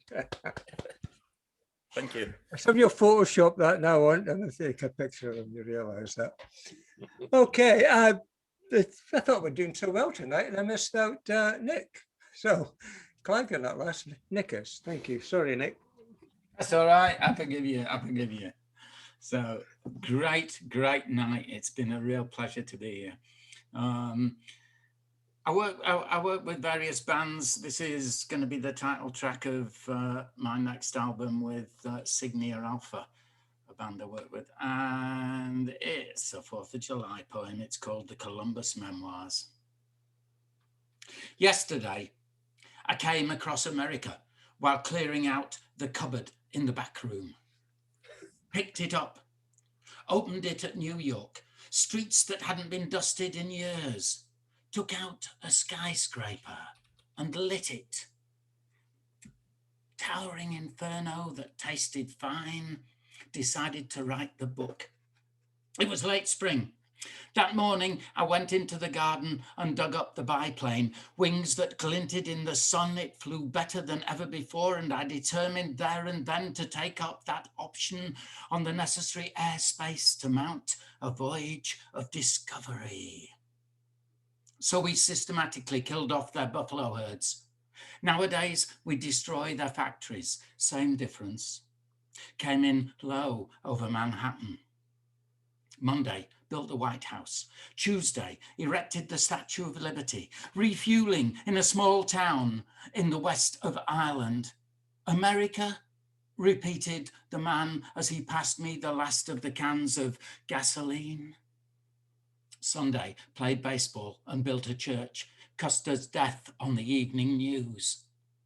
Arrival is immigration, immunization, passport control, and the Committee of Un-American Activities. Departure was cancel milk and papers, leave front door key with the neighbour, switch off gas and electricity. Reports high cloud and clear weather ahead, little sign of air turbulence. The wings glinted. 3 weeks' supply of food and drink, landed in New Hampshire, climbed down from the cockpit, a small step for man, but designed a flag, built a cabin, learned my zip code number off by heart. Watched our Civil War from the roof of the Empire State Building, got home in time to catch the Late Late Show, or else I rang some friends, party, my place, and we talked things over, decided to call them dollars. Later, we go out, buy hamburgers. The guy, he likes our money, we like his burgers. At the drive-in movie, she suggested colour could be changed to colour without a U. And on the way home, I said, how about thruh instead of through? And she said it sounded fine to her. So we got married, had 2 kids, and decided to head west in search of the new life. 13 stars, that was obvious, but how many stripes? Later, we added more stars and bought Alaska wholesale. Put an ad in the New York Times, wanted covered wagon. 2 horses, will exchange for biplane. Good flyer, only 1 previous owner. 100 miles out, we join up with the wagon train. It features John Wayne, R.I.P., and we each get $12 a day as extras, union rates in those days. And the kids died, one of fever before we reached the Midwest, the other in Korea. Some work in Hollywood before the Depression.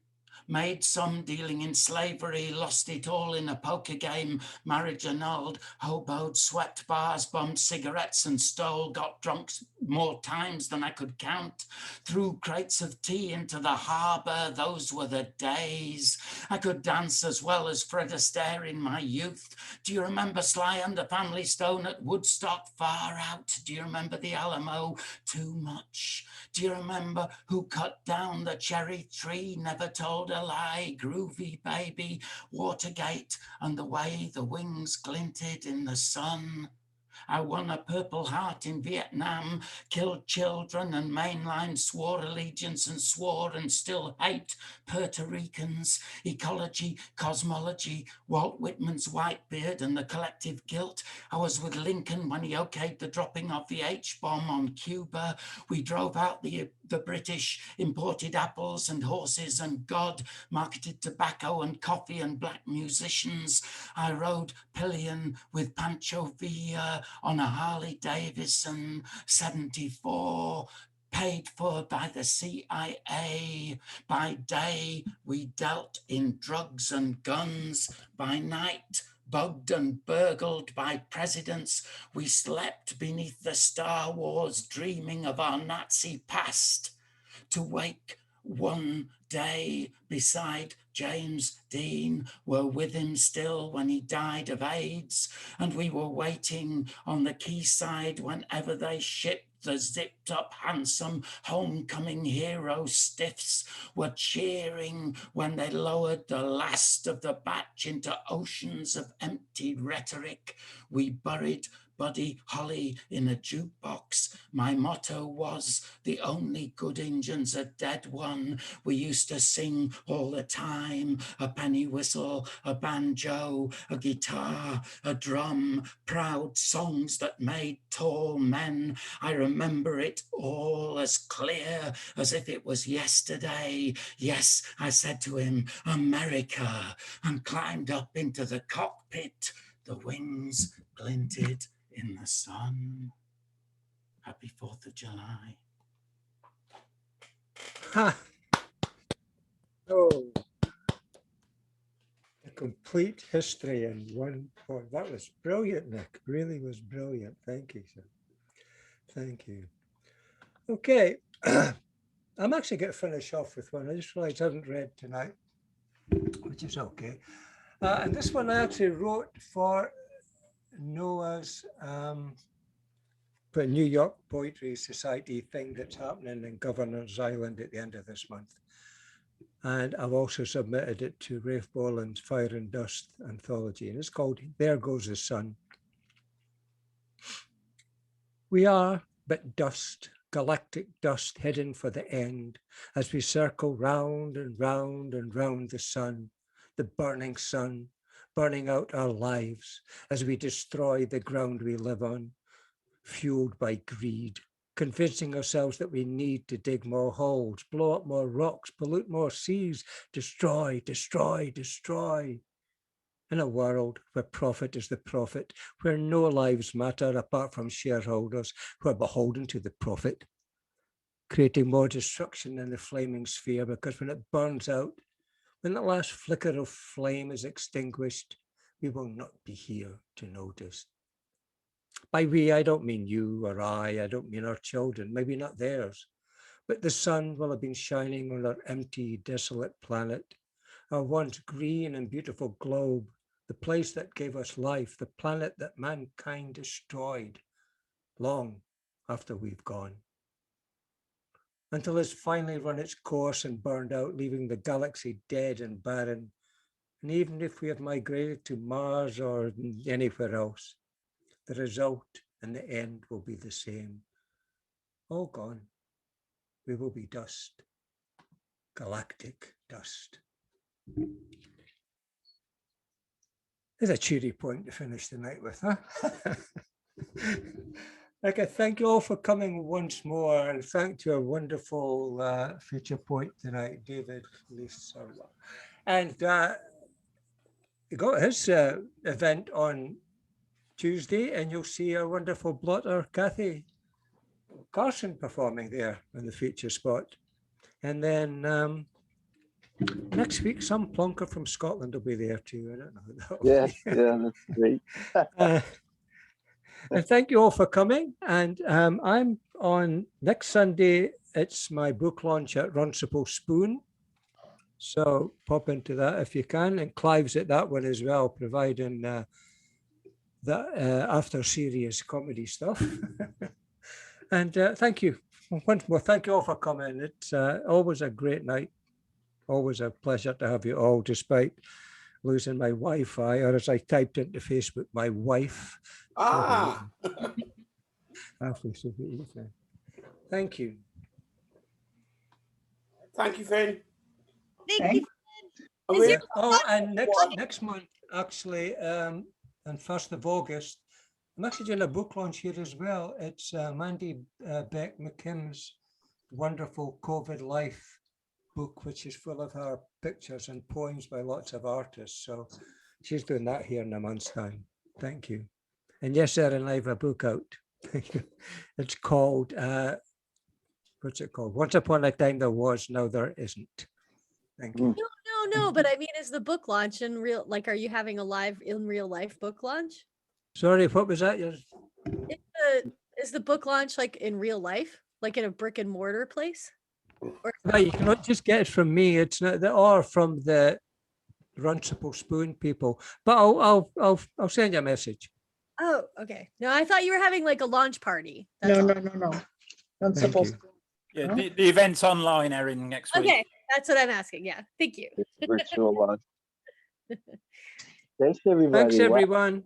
Thank you. Thanks, everyone. Everyone, been absolutely brilliant. Great to see everyone again. I'll see you all soon, definitely. See you soon.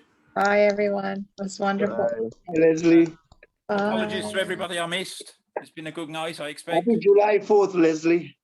You're an English Oh, Isles, right? Thank you, Lantern Carrier. Are you here in England? Yes, I am. I don't have my little American flag to wave, but I'll You're a lost soul, really, aren't you? Mexico, London, America. Yeah, I know.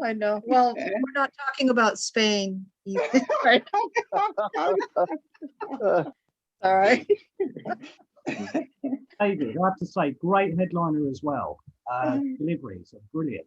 Indeed, It's indeed. really inspiring to watch. It's like, yeah, I want to do that eventually. So really, really good. I really enjoyed it. Wonderful. Bye, everyone. See you. Bye. Bye. See you.